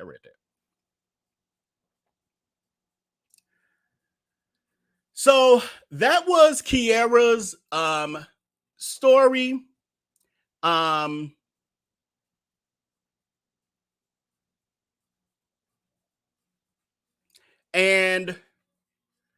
that was all we had for years. That was all that we knew. And I have told, not with quite that much detail ever before, but I have told this story a few times, like probably a good 5 to 10 times at least, that I've told this story in a more overview level. So now we have the details. We have Darius Cooks' version that we went over, the created narrative. We have Kiara's story, the truth, in detail, very detailed. She's given a very detailed account. We've not seen that again. Darius Cooks is very surface level. Everything makes him look like a victim. She is the one who's the problem. How dare she work a job for a month and never attempt to give paperwork that will ensure she gets paid. Who the hell does that? He is saying that that they begged Kiara, please, we keep asking you to give us your paperwork so we can actually pay you. Otherwise, we ain't gonna be able to pay you. She like, fuck y'all, I don't want your money. I want to work for free. Like, what? Then after a month, she decides she want to get mad because she ain't got paid. What? Y'all let her keep coming in there for a month, working for free, and begging her to fill out her paperwork. Okay. So the poll question that just went out.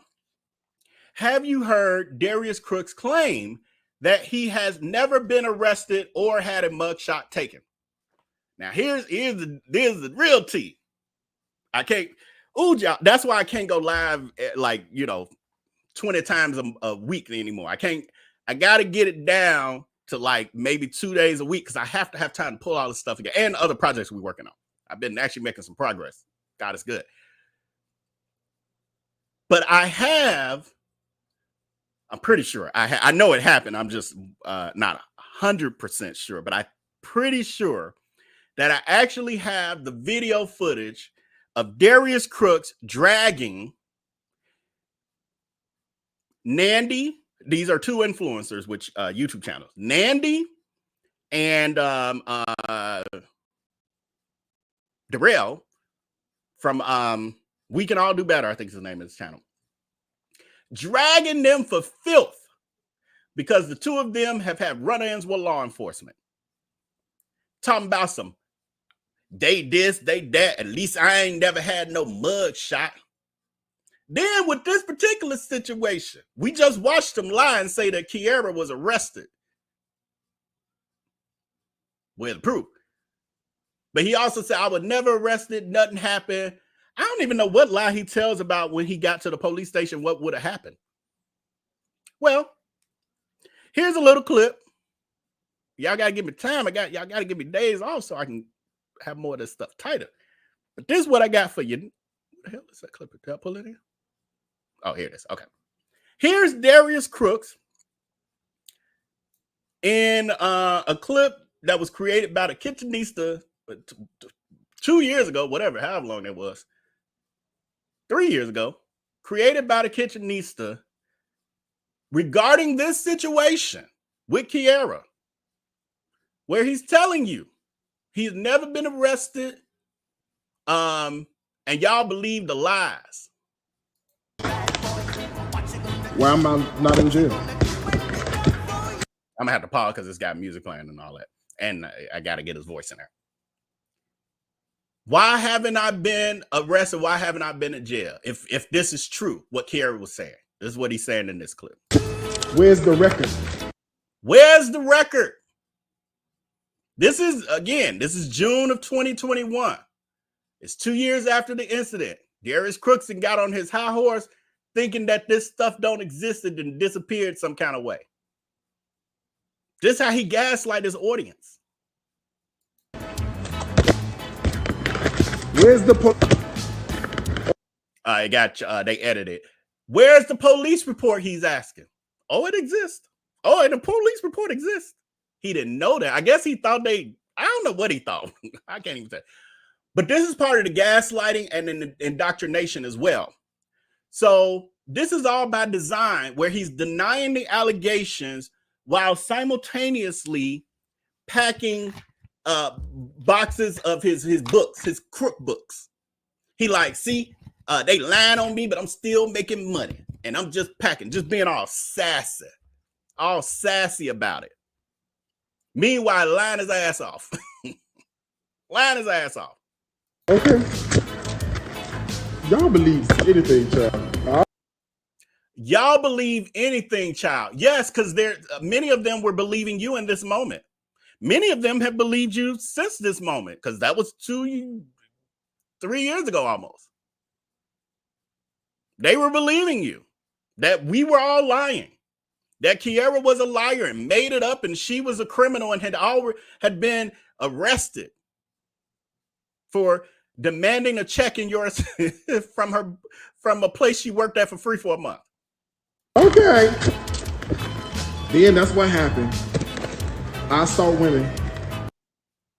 Then that's what happens. I assault women because there's no proof that I actually assaulted any women until there was. It existed back then. But this is all by design. There's this strategy going on around here. These receipts existed back then. The person, the source, decided that this was the time to actually release them.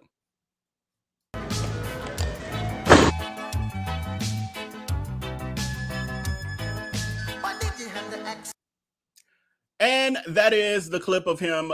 We've seen this photo of him walking away.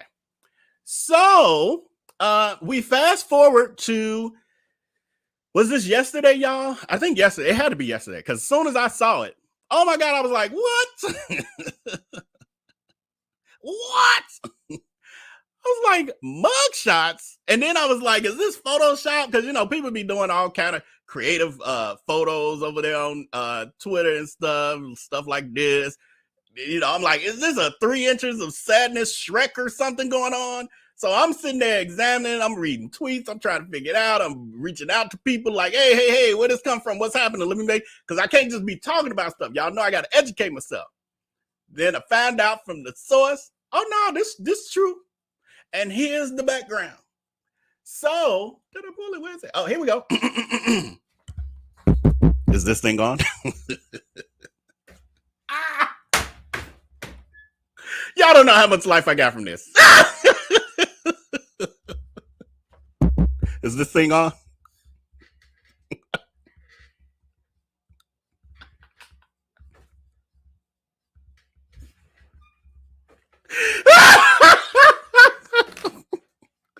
This girl. She's so stupid. She was arrested by College Park Police Department on January 25th of 2019. It is a legal document that anybody can request from the College Park Police Department. And this girl lies for years to y'all. How stupid can you be? We know that you steal from churches, purses, and registers. You told us that story since you was a baby scammer. We knew about that. But you said you ain't had no adult mugshots. I believe you had some adolescent mugshots too. Because when you talked about those RICO charges from Frank's Nursery and Crafts, when you're doing that credit card scam and skimming off those customers' credit cards, if you really listen to him telling the story, he was robbing, and it's in our intro, he was robbing. Dad, I'm finna play this. Oh, y'all finna listen to this. I'd have some days off too. Y'all finna listen to this. Hold on. I believe when you really listen to him, he's telling you that he was stealing from the customers. He was using the store to steal from the customers. Hold on, let's get to it. Here it is. Listen to this. This ain't new. And people think this is, he in his chat from this thing. Thank God for deliverance. No, she's still a scammer. She's telling you her origin story and happy and proud about it. Happy and proud about it. Oh, I'm gonna have to pull this and make this a separate clip. Good Lord. And it's long too. Here it is. Here it is. Look at this.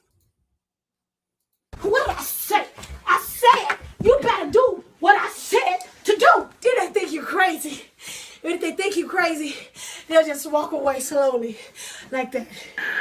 Yeah, I stole from the church. Then, okay, the first time I remember stole from the church and says the first time I stole first time, there was more than one time. The first time you stole from the church, that means there's more than one. I definitely remember stealing was I stole from this lady's purse. Oh, this is the story I definitely remember. It was so many of them, but this one I definitely remember. Pay attention to these key words. As this baby scammer, this career scammer and sociopath tells you who he truly is. And it's still people who ain't getting it. Oh, that's so sad. Oh, that's so sad. When somebody show you who they are, believe them the first time Maya Angelou said, but goddamn it, when they tell you, how stupid can you be not to listen? He telling you who he is. How delusional are you that you're not listening? Not only is he telling you, but he shows you because you see it over and over and over again from all of these random ass people who don't even know each other. There is no conspiracy. She is not that great. These are people telling their true real life experiences of a menace to society. And you think somebody hating on her because she's grifted her way to a scampire with a couple $1 million that God ain't gonna let her hold on to. Don't be that delusional. Use your discernment. Shame on you. A teacher at school. I was on, did I give it back? I probably should go up there right now and give a donation. That's probably what I need to do. People like, well, did you give it back? Like, kids make mistakes. Okay. And I'm not saying, because he stole as a kid, that automatically make him a criminal. Now, a repeated thief, yes. a child here that, you got to learn lessons as a kid and all of that. I ain't had those kind of issues, but some kids do. I get that. They ask him if he made any retribution. It's funny to him. Well, I should have. Today I should be going back. To me, the way you saying it is like you owe the whole school, not just that teacher. You was running amok. Everybody knew you was the thief of the school. Not just your teacher and not just the classroom, but of the whole school. You talking about you owe retribution to the school. It was this teacher at school, and I used to go to, what school was this? It was Douglas. I guess I was in House B at Douglas. I was in House A. I forgot. But this would have been like 1990. Okay, let me see. Hold on. If I graduated 8th grade in 95, it would have been like 1993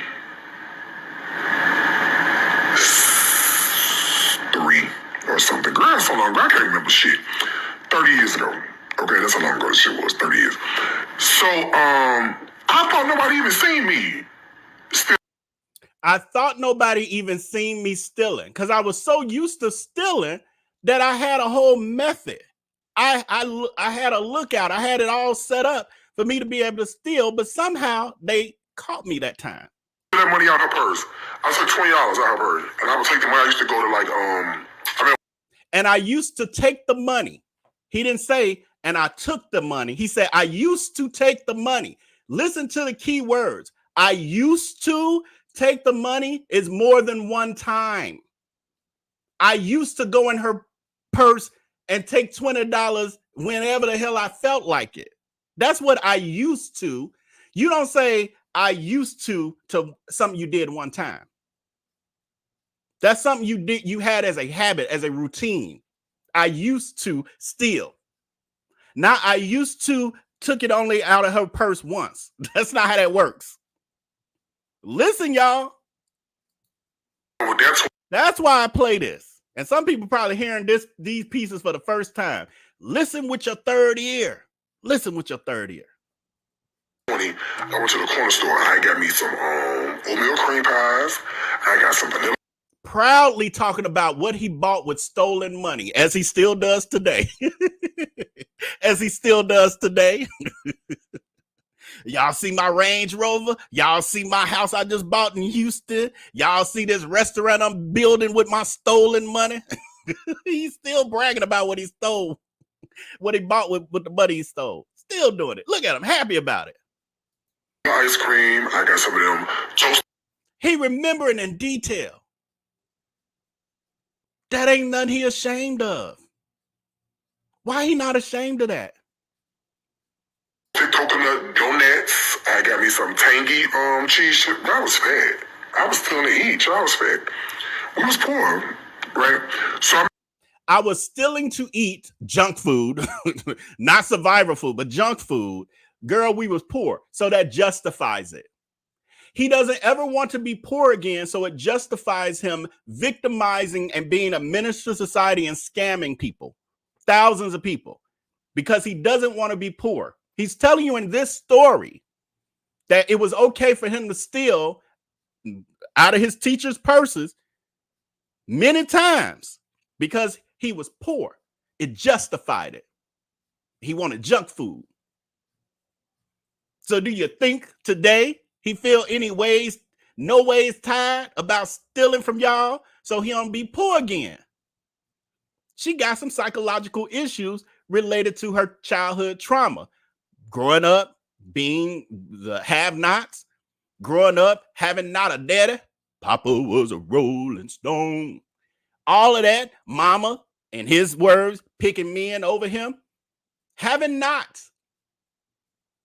And so he victimizes the world because he had not no money, had not no mama, had not no daddy. So it's y'all fault. He get to lie on y'all. He get to attack young women who all they doing is trying to work a job and get paid. He get to attack you and physically try to toss you out of his restaurant because he went without as a kid. He get to lie on everybody who calls him out and make up false narratives about why they expose him because he had not as a kid. He needs help. remember I stole from a lady purse, and I had got caught. And I said, damn, how did they catch me? Ain't nobody even seen me go in her purse. But they found each other. I had to go to the principal's office every day. How they find me? I had to go to the principal's office, but they figured it out, y'all, because you was the thief of the school. They like, she like, my $20 missing. Where Darius at? That's what they did. Where that old big head, milk dud head Darius at? He had hair back then, but where milk dud Darius at? Y'all know he a thief. He didn't win in somebody else's purse, principal. He telling you how it went. He called my mama. I got my ass toe clean up. So that was the first time. The second time I remember stealing was at the church. The third time, this when I said that. The second time I remember was at the church. So he done stole at school. And he said one of the times. So we know that was a few times. Then he said the second time I remember. So that's like second time I'm recalling. The second story I'm recalling for y'all in this moment is even the church. But he skipped over the church and then went straight to this third one. That's crazy, y'all. Stop this. I think I came to my senses after this, after the third time. After the third time, I said, this is, the third time I got caught. After the third time, I came to my senses. After the third time, I got caught. Catch the words. After the third time, I got caught. How many times did it take for you to get caught that third time? Was it 5, 10, 15, 20, 25, 30, 35, 40, 45, 50? How many times did you steal before getting caught for the third time? That don't mean it was the third time he stole. It just means it was the third time he actually got caught through his routine of stealing. Pay attention. Third ear. Listen. She telling on herself. And what I know is that she continues to steal all the way through when I knew her and beyond, obviously. It never stopped. He's telling you stories of stealing in school when he was a kid, an adolescent. Douglas was an elementary school, for those of y'all who don't know. He went to Crane for high school. So we're not talking about high school. Well, the first couple stories. That's elementary school. Now the story he's getting into is when he was in high school. That's a career thief. He's been stealing from adolescent. Do you literally think that he only stole in elementary school twice and then didn't steal again until he started working as a 15 or 16-year-old? Is that what you really believe? If you do, whether you believe or not, hit that like button. We got 404 viewing and only 231 likes is what I'm seeing on my end. Hit that like button. I ain't been here in a minute. Show me that you want me to come back. Hit that like button. I said, no, I can't do this. It was like more like organized crime. I could have got a RICO charge. The third time that he got caught, not the third time he stole, but just the third time he got caught, and that's in his words. It could have been the 15th time. Ain't no telling. It could have been RICO charges. It was so big of a deal that it could have been RICO charges. And now he describes how it is. Thank you, Sock Snob, for your Cash App, friend. I'll check in a second. I appreciate you, friend. I could have had a RICO charge. Let me tell you what happened. I had this job, right? I told y'all this before. I had this job. I used to work at Frank's Nursery and Crab in North Riverside. Third, I know. Girl, I was a kid. You kids do dumb shit because they kids. I used to work at Frank's Nursery and Crab. It was in North Riverside, right? It was like when you go into North Riverside, you got to go past the Best Buy, and then on the right-hand side before you go to the mall, there's the And you see how he adds unnecessary details? It's to deflect from the fact that he's literally telling you, yes, I know that people continue to call me a scammer. I know that people have all of these receipts all over these internets and interwebs. And I'm telling you a story that proves that what they've been saying is true about my character. But, oh yeah, it's if you drive down Cermak on your left-hand side, that ain't got shit to do with the story. But it helps to ease the weight of what he's literally telling y'all. And confuse a few people because somebody's like, the third? He's just telling you the third time that he remembers getting caught. It's actually way more. You should be more shocked. It was Frank's Nursery and Crab, right? And I used to, I was on the cash register. This is what I used to do. So let's say you come and you pay you come to the register and you do your stuff. So now he's explaining to them the scam, the credit card skimming scam that he did as a teenager while working at a retail store called Frank's Nursery and Crafts. It explains itself. It was a crafting store with a garden center, a huge garden center. He's telling you how he stole money from people because this money was getting stolen from the customers. Listen, it's actually the same skimming scam that he did when he opened the Cupcake Gallery at all his businesses. You'll hear people talk about that even with the books, but also Greens and Gravy and Soul Crab, the Soul Crabs. You'll see people saying that their credit cards were overcharged. It wasn't by mistake, y'all. It wasn't by mistake. She was running the same scam she was learned how to do in high school at Frank's Nursery and Crafts.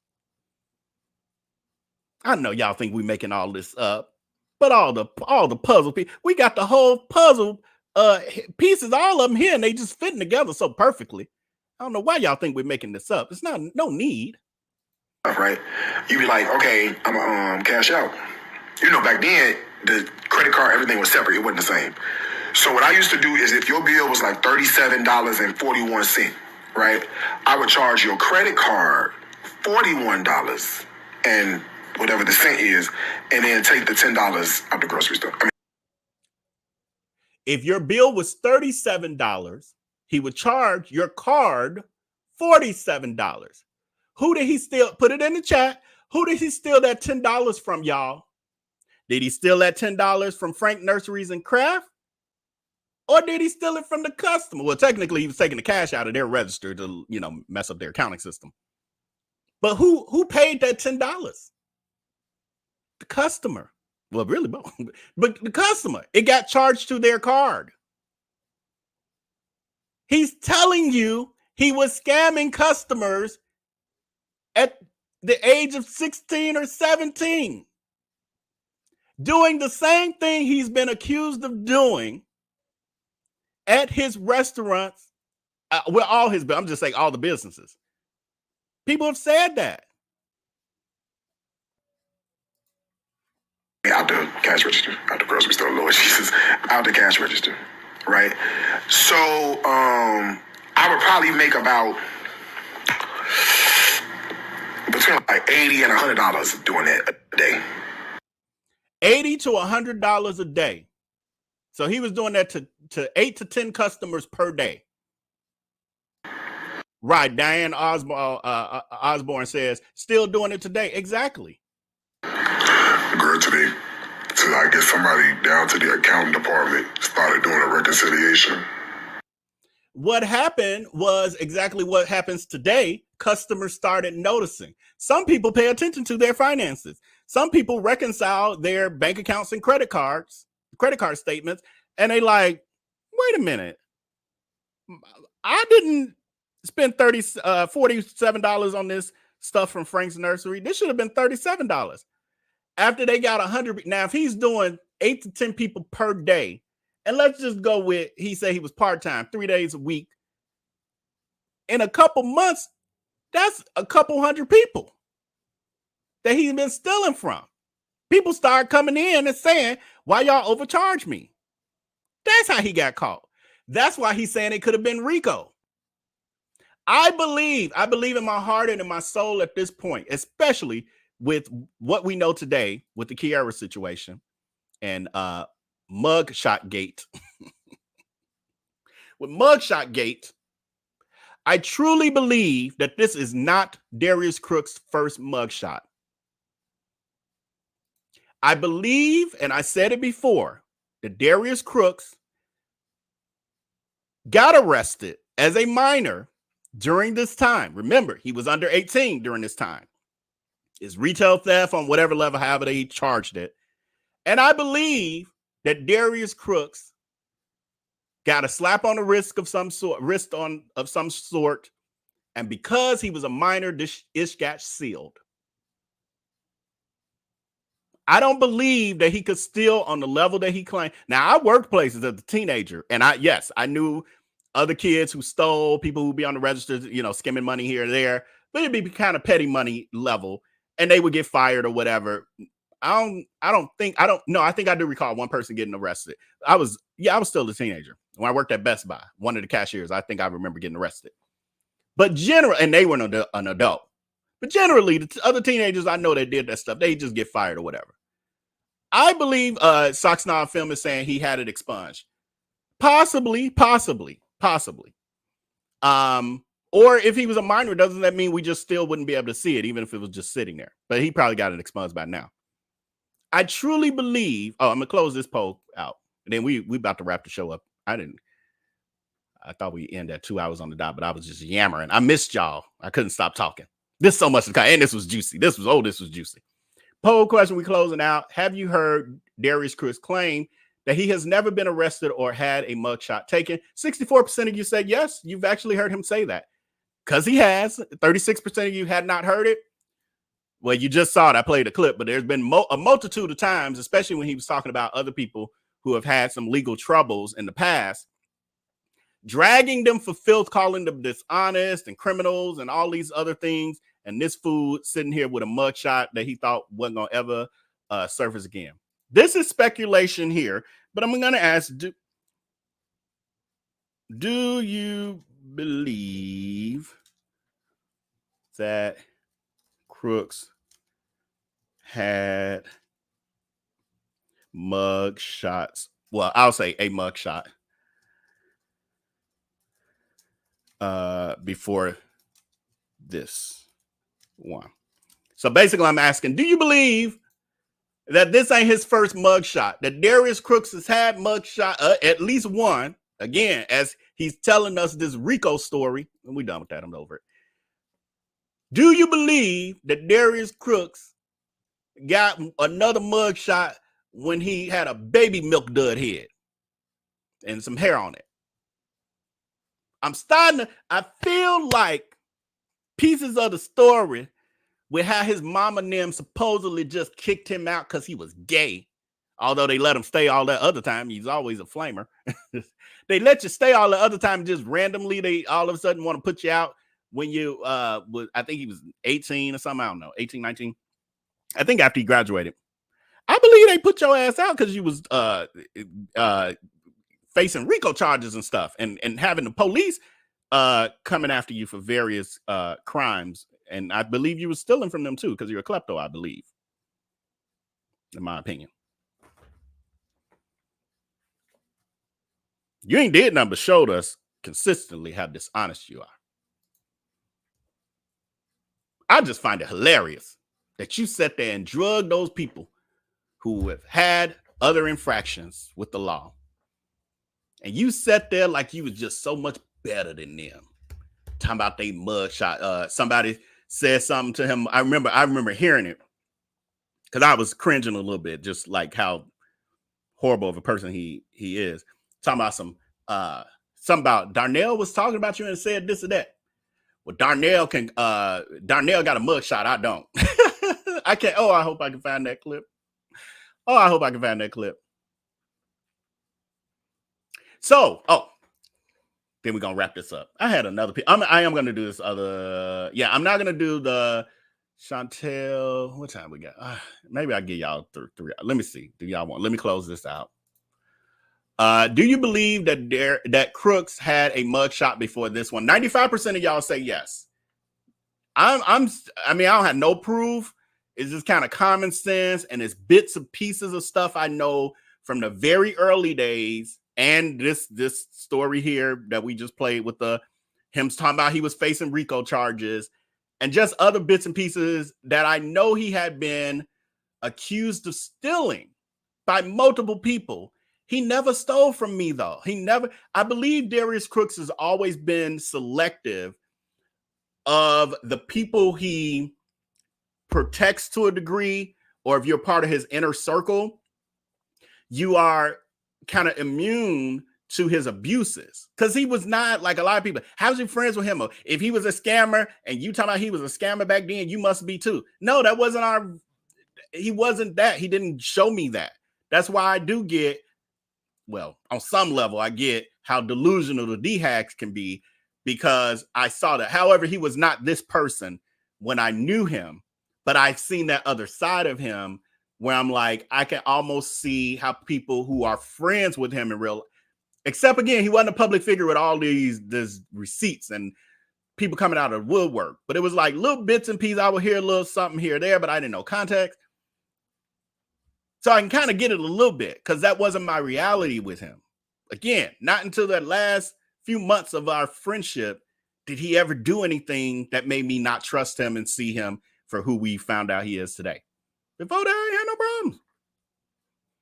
I mean, he was always, arrogant and stuff like that. But again, it was all of us got friends and family members with, personality issues, and we deal with, the good, the bad, the ugly. Should I go to 3 hours tonight to finish our topics? And if y'all say no, I'm totally fine. Trust me, I ain't gonna be mad. I ain't gonna feel hurt. I can be like, oh, they don't miss me. They didn't want. Should I go to 3 hours tonight to finish up? Whatever. Y'all know what I'm saying. Poll question I just put out there is, we got only 2 more topics, and it'll take us right to 3 hours, or I could just end this in the next 5 or 10 minutes. So just let me know, because I have had people, your lies be too long. Then when I'm gone, there, where you at? You did. I can't win. Some of y'all want me, some of y'all don't. It's just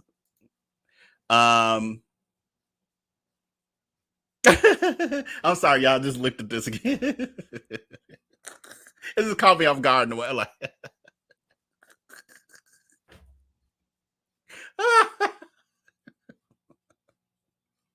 I'm putting it on screen. I'm putting it on my phone as a screen. So it's gonna be on my phone.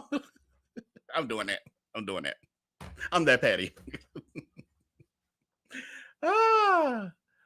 Whew. Oh Lord. I'm not doing Patreon tonight, never ending, but we'll do Patreon tomorrow though. I'll give y'all a show tomorrow for a little while. We ain't gonna be on no hours though. But yeah, we can talk about some stuff tomorrow.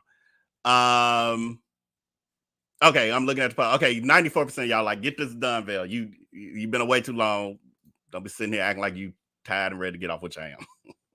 I done got lazy now. I'm used to doing other stuff around this time. Okay, 2 more topics. Okay, the next one is, so we're looking at the trend of I'm sorry, I totally skipped this part. So what happened with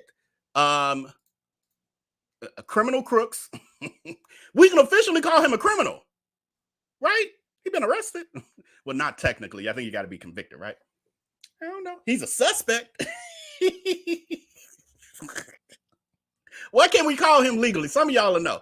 Could he be considered a criminal like from this? Or is he just a suspect?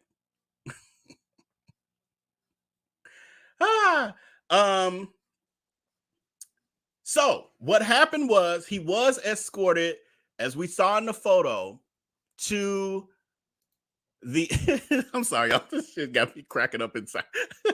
Y'all ever had a giggle where you just got it's hilarious. Because she thought she had got over on us with this. She never thought it was gonna come back and bite her. She experienced this and lied about it for years because nobody had brought it up, so she thought it so stupid. How stupid can you be, Crooks? You got front facing and side. Oh God. Oh, I shouldn't be having this much fun with it. Okay, so he this writes itself. I tell y'all, it's like a soap opera. I don't have to embellish anything. We just follow her life. That's her real life. And she lies. Usual suspect, is that what it is, Diane? Dana says a thug. Nah, she ain't no thug. A silverback. Oh, Jesus. Ooh, I've been away for too long. Okay, so he did get arrested. He did get detained, and they walked him because it was behind. So I guess they like, ain't no sense putting him in the car and driving him, you know, through the alley. So they walked him over to the police station. When he got to the police station, Darius Cooks was in fact arrested for simple battery. There is a police report. It's not like very drawn out. It ain't a whole narrative because, as Kiara said, it seemed as if the police were being a little crooked about the situation, probably because, you know, it's the restaurant all around the corner. We get discount, but we can't. As he said, the police officer, Darius Cooks said in one of the videos I just played, police officer pointed at his body cam and was like, yeah, you gotta come with me kind of thing. Like, well, I can't ignore this because now it's on camera and all this has been showed. I can't just act like it didn't happen because it's on camera. So he kind of like planned, you know, like, come on, kind of got to go through the motions with this. Darius Cooks walking with him thinking like, oh, I'm about to get away with this like I get away with everything else. It's okay. It's okay. Snort, snort, snort, snort, snort, snort. So they get into the police station. They fill out the police report. He is then fully processed. Handcuffs, fingerprints, mugshots. I ain't gotta lie. This information is coming from the source. More to come. So, and Darius Cooks posted a cash bond, which was like a small, you know, amount. You know, it's usually 10% of whatever the total. That I don't have the clarity of the exact amount, but it was like, the assumption is it probably was 5,000 or something like that, because whatever it was, he was able to have maybe 1,000, maybe even 1,000. He was able to have that amount on him and do a cash bond. Now, I ain't think you could. I thought you still had to have somebody come in, but I don't know. So even with all of that I've told you about, there's more. So as Darius Cooks, I ain't gonna give it totally away because I'm gonna just wait till the source gives me what they're gonna give me next. Because I know, you know, Crooks gonna try to prepare ahead of time. So I just rather pop up like we did with this. Here's your mugshot you said never existed. So it's a slow burn with the rollout of the receipts, and it's other stuff.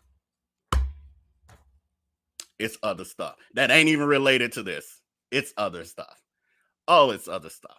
So we'll be sharing it as we can. Or I'll be sharing, you know, the stuff as it rolls out. Okay, so that's it. So that's wrapping up that. That's where that's what happened. The other piece is people might be wondering, well, what happened? What happened to court? Did he go to court? This and that. What happened? Blah, blah, blah. Kiara did not, they never followed up with her. And she felt like ignored and all of that. So basically it fell through the cracks. Some might question if it was kind of on purpose. Again, Darius Cooks, the restaurant owner from this restaurant right here behind us. We go there, we patronize it, etc., but we can't fully ignore the situation. Then it was stated that the record is still there. Y'all could go there and get it as well. This is not it's not only on Twitter. It's not only, you can literally go and research this yourself. For any D-haggers who might be in Georgia who don't believe us, go grab it yourself. Police report is there, all that good stuff. They are saying that it didn't get assigned to a detective to basically do the work, to follow up, to do the stuff that needed to happen for the next steps for court, this and that. Then you had the pandemic, and I don't know if they were short-staffed. I have no idea of all the details, but it just fell between the cracks. Then the pandemic. However, it's speculated that Darius Cooks knows that it wasn't getting followed up on and that it fell between the cracks. But somebody was picking it up, and there were starting to be questions out there. There's some speculations that is also why that's some other stuff. I ain't gonna say too much. I ain't gonna say too much. That's it. I got more, but that's all I'm saying publicly. Just know there's so much more. Oh my God, y'all. Okay, so moving on to our second to last story of this evening. Oh God, now, yeah, let me very quickly. Kiara is not the only person who has not been paid by Darius Cooks. We all know this. I mean, those of you who watch, follow this stuff, y'all know Kiara is not the first person.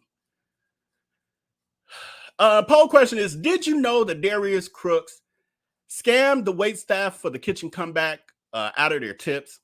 So in January of this year, Darius Cooks had the 3-day and he dropped out and quit, failed on the third day event at Chantel's Justin Till in Sanford, Florida, for his kitchen comeback, which was about to be his new grift, where he was going to travel from state to state, taking over people's restaurants, having his followers come there, using his own payment system so he could scam their credit cards in peace and, gyp the owner.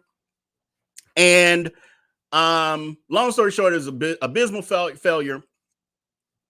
And he owed the waitstaff tips. Now, he was supposed to cash out their tips every evening. Came up with an excuse Friday night. Saturday night, he came up with an excuse. Sunday morning, they like, this is our last night and last day. You were supposed to cash out our tips every evening. We need guarantee because you leave today, that's it, that you're going to pay us our tips. Darius Cooks gets mad, gets in the huff, says, I've been standing on my feet for 14 hours, blah, blah, blah, this and that. Girl, you're sitting there kneading dough, making biscuits, dry biscuits all day. And on your Instagram, you could have got off Instagram long enough to reconcile the tips. Or you could have reconciled the tips on Instagram. We saw what you did. You sitting there, arms folded, being all sassy, fake crying and all of that, getting attention, dragging Chantel for hours. Out of the 14 hours, out of the 14 hours, you drug her for 13.5 hours. You couldn't find no time there to handle these the wait staff's tips. So long story short, he then comes up with an excuse. He gets mad. He quits. Doesn't finish out the final day. We played that clip before. I ain't, got that time to be able to pull it quick. I ain't have it. We know that he stormed out being all sassy and then blamed everything on Chantel. Then said that the wait staff need to, that he waiting on some papers. They got to email it to him. They were emailing it to him. He's like, I want it all together. This going to be taking me days to do. To reconcile tips for a 2-day event, because you didn't do 3 days, so it was only 2 days. Chantel finally sends him what I ain't gonna say finally. She sends it as he's requesting it be all sent as one email from everybody all in one email, which is just him being difficult. Then he's still claiming she never sent him everything he needs. Chantel was saying that she's gonna sue him, getting her attorney involved. She had filed an insurance claim for him messing up her electrical system. I don't know how that's going because we only hearing his version of the story. But long story short, one of the people in the wait staff from that weekend got on a Facebook Live, and I think they were being interviewed by D-Hagger. I just was getting D-Hag I'll put a poll question, but I was getting D-Hiver energy. I could be wrong, but it just felt like the questions were one-sided, very one-sided. So I was like, oh, that's a D-Hiver trying to prove, even though their common sense is telling them that Darius Cooks is just flat out wrong, they trying to prove in some way that he's justified in his actions of not paying them. There is no reason not to happen. Now, again, that happened in January. That was the end of January. Those people these ladies have still not been paid. So here's I think it's like a 4-minute clip or something of that. That in there, whatever court thing, whatever they got going on there, that he can show that he did it. And just like he keep on the receipts, he could show, look, I said, Tanya, I said, Tony, I said, Kia, I said, everybody, their phone numbers. There is no excuse. Have you sent an email to him directly? I don't have an email directly because we expect him to stand on his word. Like, why would you do that? Like, why would you do that? But that's why, because Friday he didn't settle up with us, Saturday he didn't settle up with us. I understand we were busy, and he left Saturday night saying that. I'm going to close this poll out. Did you know that Darius Cooks scammed the wait staff for the kitchen comeback out of their tips? 87% of you did know. 13% of you did not know. Again, Darius Cooks has a reputation for not paying people. This is not isolated to one of his business or the other. It's the way he rolls, period. Period, point blank. And you see her, the lady at the bottom, I think is a D-Hiver, or at least was, or a supporter, whatever they want to call it. Because some of them, I'm not no D-Hiver, but I love me some Darius. I just watch him because I'm entertained by him, but I ain't gonna buy nothing from him. You're a D-Hiver. It's different levels to y'all. But like her saying, well, did you email him? Why the hell should she have to email him when it was in the contract that he would pay an agreement that he would pay them their tips every evening? Now the event is over. And at this point, by this thing, I think at least had been a couple weeks later, he still hadn't paid them. Why should they have to go through all of that when he knows he still owes them money? So to me, that's like victim blaming. Well, did you email him? Why? He know he owed me. He know he stormed out because we were talking about tips. That sounded like a D-Hiver question to me. It wasn't enough food or whatever, and he left out Saturday night and it was late or whatever. Okay, so Sunday morning before we get started, let's square up, or at least assure us that you're going to square up, or show us how you're going to square up with us, because you're not from here. We know where Chantel is. She's still where she's at. We don't know where you at right now. You gone. So did you hear, or did you hear or say, like, we're not working without our tips today? Because that was like on his live. Straighten this before we get started. Before we go back.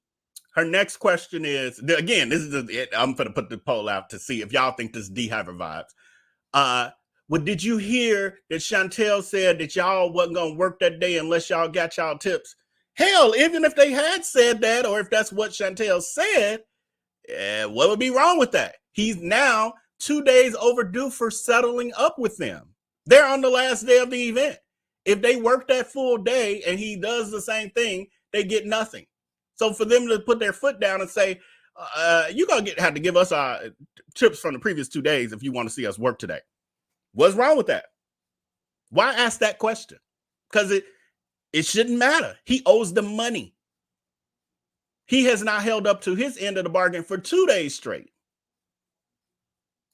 Work again today. We need to straighten this out. We need to find out what's up with our tips for the other 2 days. Because when he was on live, she walked outside and she was like, my server said that they're not working today until they get paid. So you didn't say that, and you didn't hear anybody say that. Not in those words, but those words. Not in those words, but it's pretty much the same thing. Like, we need to find out something. She said we were asking them for assurance. Okay, and LaQuinta did come on, I got a video of her assuring us, but she's saying assuring us after the reconciliation. But if he has an antiquated reconciliation process, now all of a sudden he wants these slips that he told us to keep up with what, so we know what he owed us. He said that was a bootleg system. He said it's a 3-day event. We just doing it like this because of that. So why would you slide off and leave with these people tips? Yeah, I saw somebody saying that, like, why would the servers be allowed to leave with slips and things like that? Compromising people's information and things like that. I mean, is there any personal information on the slips? The only personal information on here is the people's phone numbers of who we swiped their card, because he said we had to give them text message receipts when they paid with a credit card. See, I didn't know this part. This is like the shady business dealings of Darius Cooks. Why, when I swipe my credit card at this restaurant, do I got to give y'all my phone number? What? And he like, because you got to get them text message receipts. If they got paper receipts, can I request a paper receipt instead? Why I got to give y'all my phone number and y'all also got my credit card information? Sound like a good old setup for a scam or a skimming scam to me. That sounds like you using information to confirm so you can do some kind of fraudulent transaction. You got my credit card number, and then you confirming my phone number, you're getting something going. That makes no sense. And so now these servers are walking around with slips of paper, receipts, with random people's phone numbers on them. I know y'all ain't crazy. I don't want to be giving my phone number to random people who walking around with it on a piece of paper that they can lose.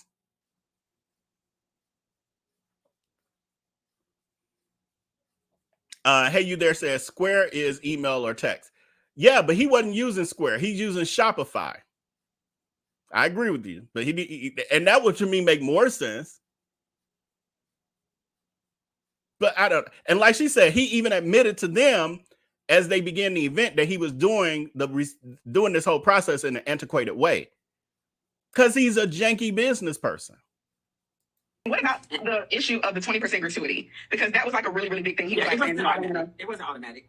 No, but he was saying at some point that she told him that 20% gratuity needed to be added to all checks or something like that. Is that right? Or that was a conversation between Darius and Chantel. That didn't have to do with us. Next.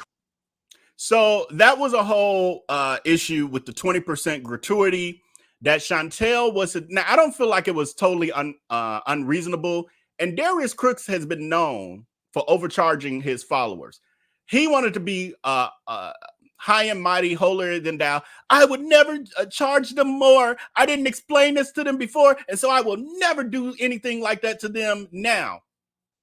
But she's done it before, many occasions. Shipping costs, where they paying double. Now they got to get insurance when they order from her through the USPS.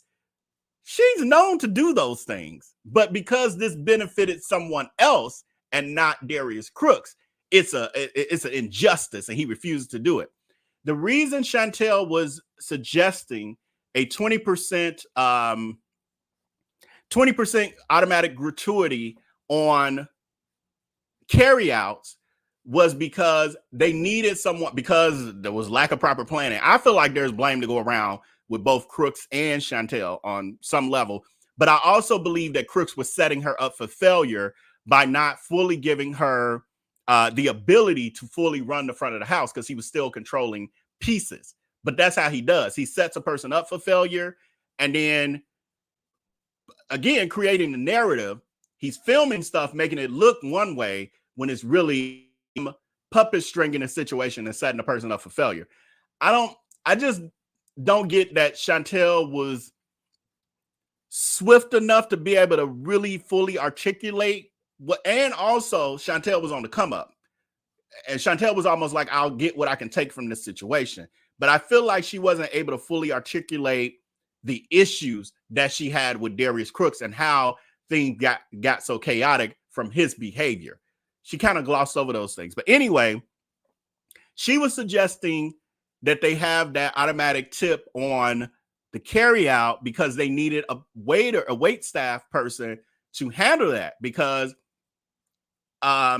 if they were doing that instead of serving tables, then they wouldn't be getting tips at all. And so that only made sense. But maybe I probably would have said, well, can we do 15% or something, or even 10%? Because the truth is, everybody at your tables ain't tipping, and they ain't tipping well, so it might balance out with 10 or 15%. And again, Darius Cooks overcharges people anyway, so whatever. And it was like a specialty event. But anyway, that's what the drama of the 20% was. So Darius was setting them up for failure anyway. But again, it wasn't benefiting him, so he was fine. Clip is the conversation she is talking about. Darius needed a server to handle takeout. That meant one server wouldn't get gratuities. Chantal wanted to add 20% on takeout orders so the server would get gratuities. Darius said no. Lord help me, I actually agree with Darius. Automatic 20% gratuity to everything. No, that wasn't advertised. You gotta designate people It to wasn't do. advertised. It wasn't talked about. There's no way. I can't come at the 11th hour and tell people now you got a gratuity. We have not talked about a gratuity up until this point. I'm against it. I understand, but if she was saying it was an inconvenience to do the to-goes, that she was alleviating, we can designate one person to do to-goes. It ain't got to be a 20%, but some percentage. I cannot come back after I've already told. So you see Chantel saying, well, it doesn't have to be 20%. It can be some percentage. She's just like, if we're taking a person from being able to serve tables and get tips like the other staff would get, can we make it in some way fair for them as well? Because now they're being pulled off the table because we don't have nobody handling the carryout. I don't know. LaQuinty was there and Jeremy was there being sassy, like put them on carryout. But his staff was there just, I don't know, for shits and giggles, I guess.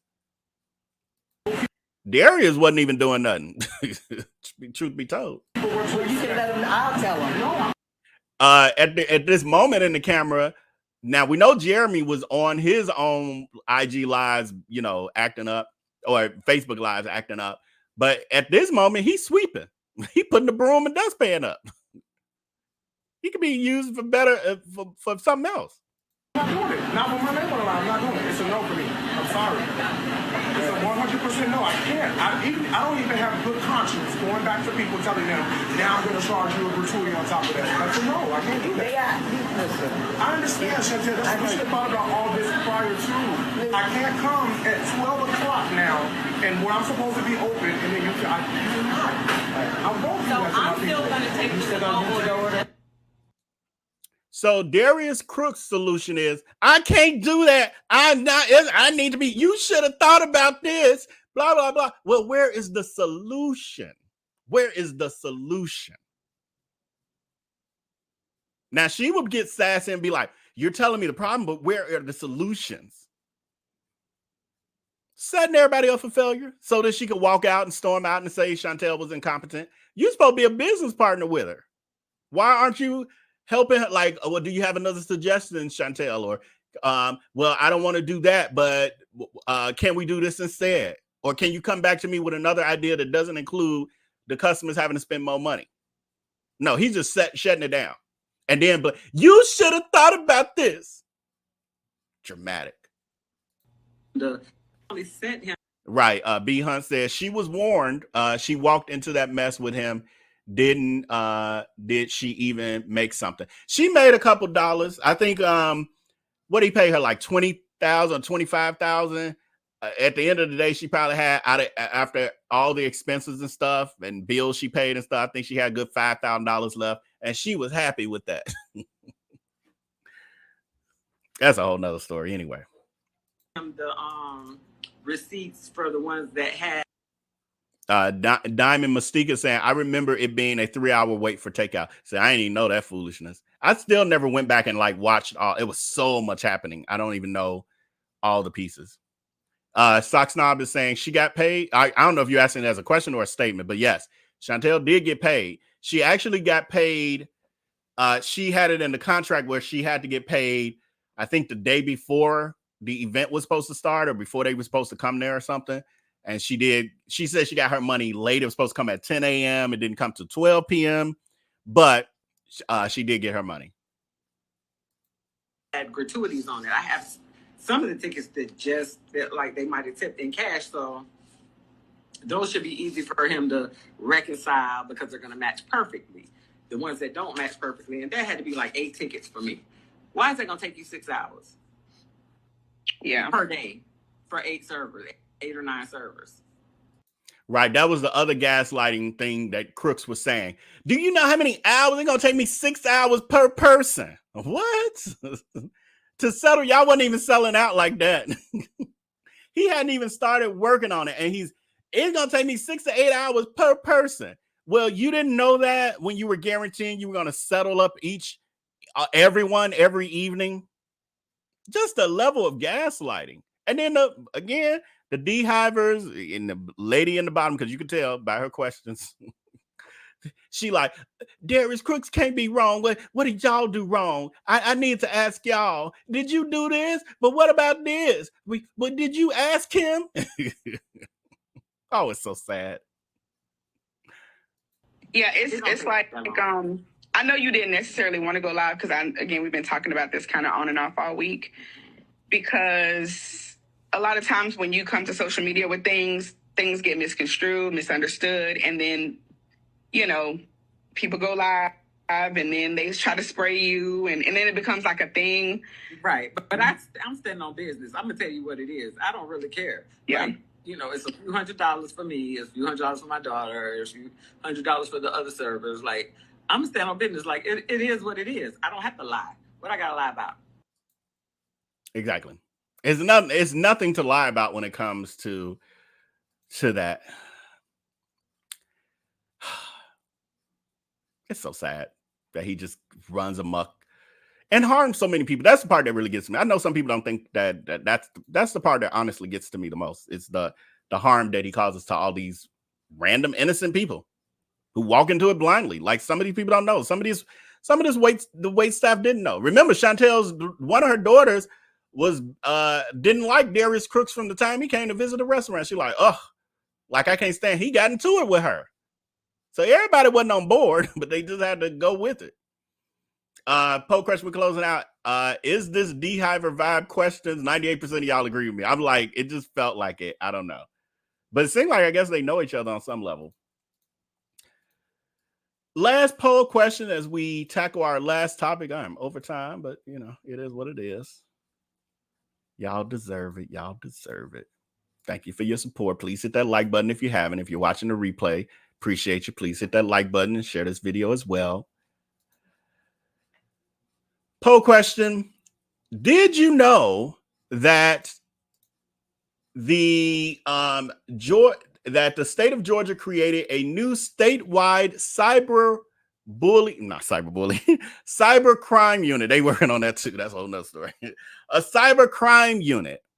Did you know that the state of Georgia did a press release that they had? Don't y'all like this new one? I got this off. This is either the Exposed group or Twitter. I can't remember now. Oh my God, it's just so funny.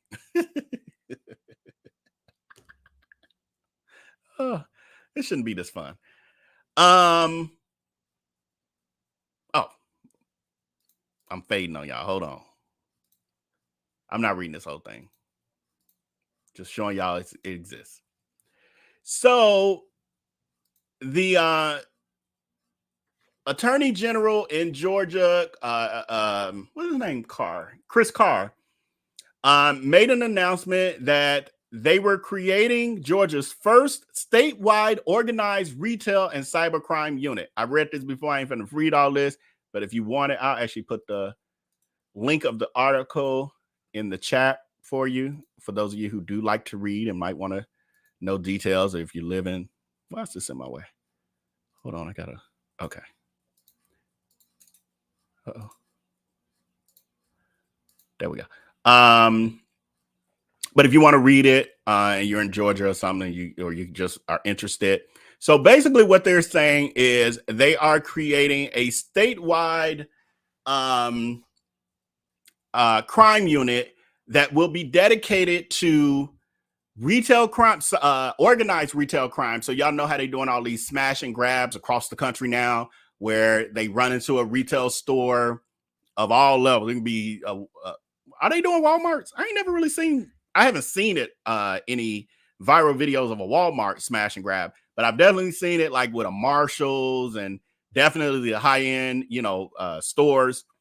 But they're having a crime unit created where they'll be basically going after these people who are participating in these sort of things. Also, the other side of that is a cyber crimes unit for criminals who create or participate, criminals who, I love doing that, criminals who participate in crimes, cyber crimes, scamming people online, creating internet fake personas where they scam people. People look like that. So there's a whole thing. There's a lot more to it. I just put the article link in there if you want to read it.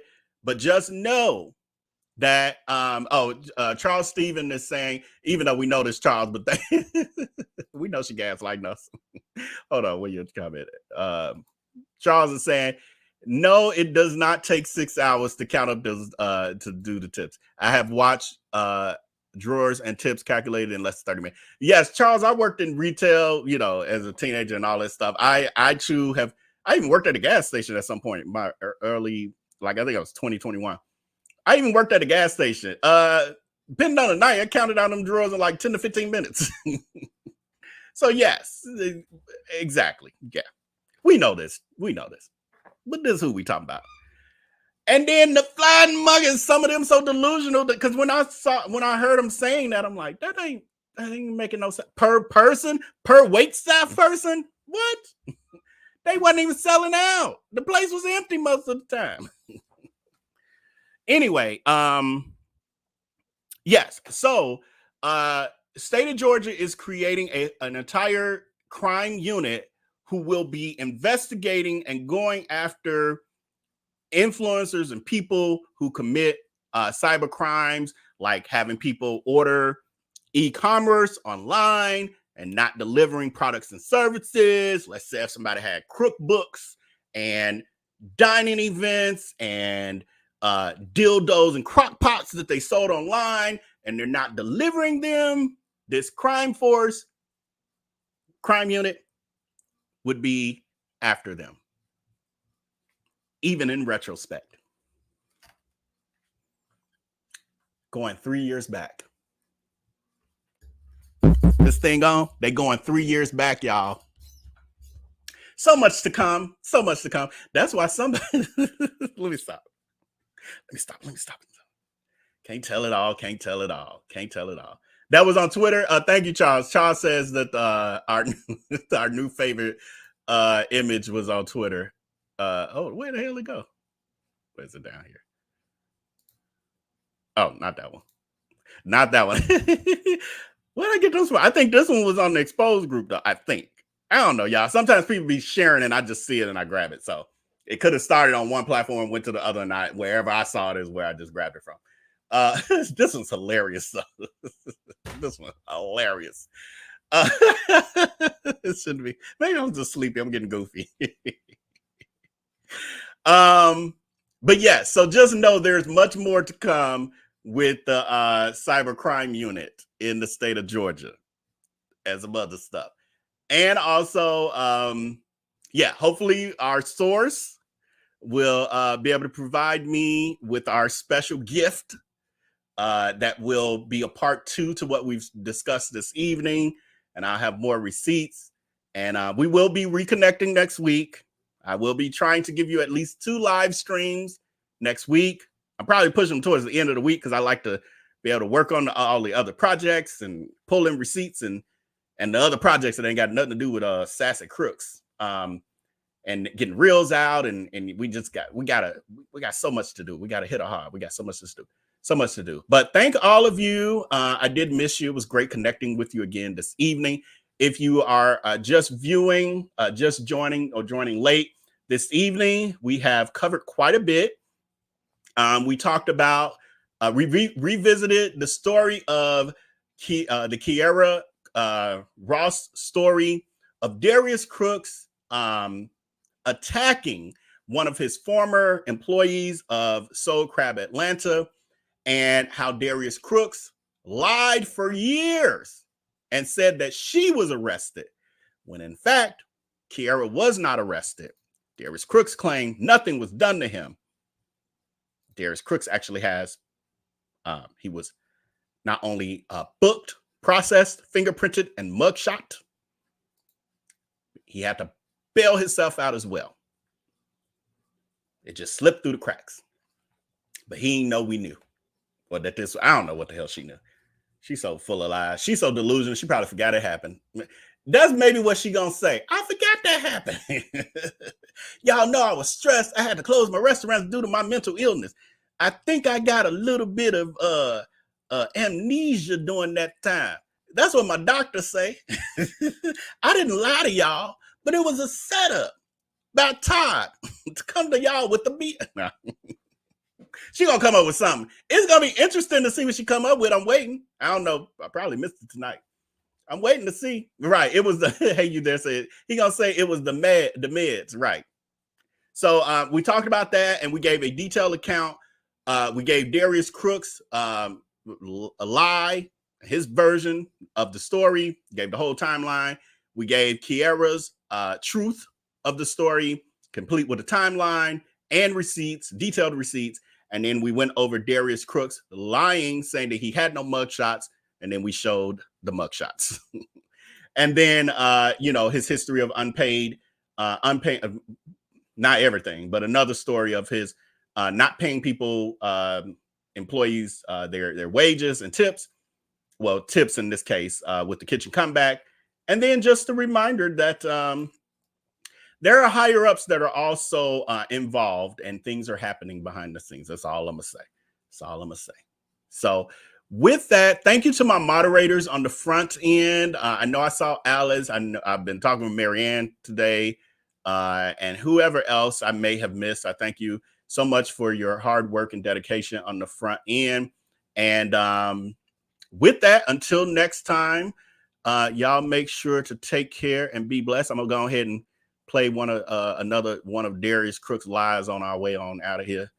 And I will see y'all next week. Peace. Oh, and Patreon, I'll see y'all tomorrow.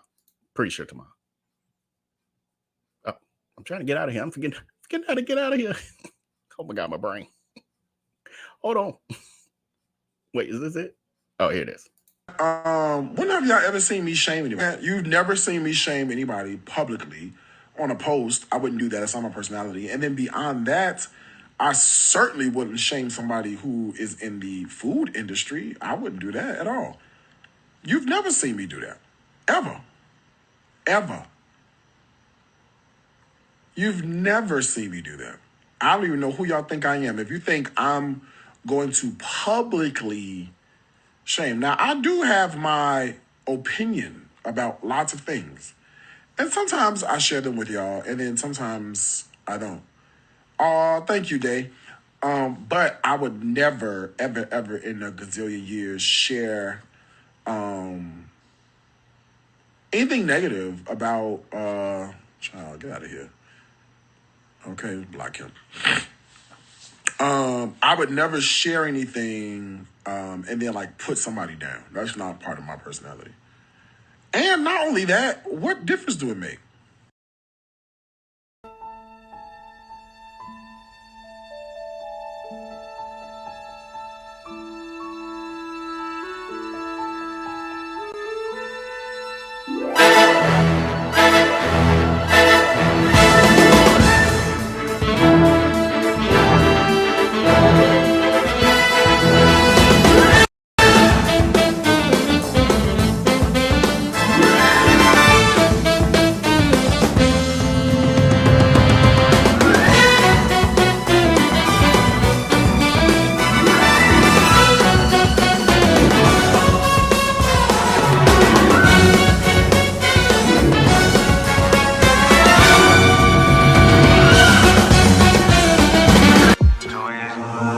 do this with my eyes closed.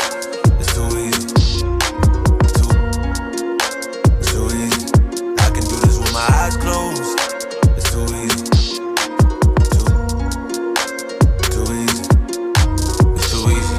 I've been there, done it, seen it. Boy, all that like Keenan. Still got crack, they fiendin'. Flow still hot like Phoenix. Shine so bright, I'm gleaming. This off top, I'm tweaking. Fresh out the rat like Neiman. And I'm still tryna fight my demons. Cause we all gotta act like Tina. That's why I gotta ride with the Nina. Outside, it's a war going on. Maybe put my hands on my head like the Macarena. They want you walking on board like chemo. Ain't give a F to you like John Cena. Putting blood on the brand new Beamer. Tryna earn they stripes like Adidas. You get cold when you ride with the heater. It'll turn you to a dog like a Akita. And expose to a cat like a cheetah. They smoke my partner like reefer. Dímelo porque o no entiendo. Mi gente must really need Jesus. He shed real blood. I never seen the crypt and I believe it. It's too easy. Too easy. I can do this with my eyes closed. It's too easy. It's too easy. I can do this with my eyes closed. It's too easy. It's too easy.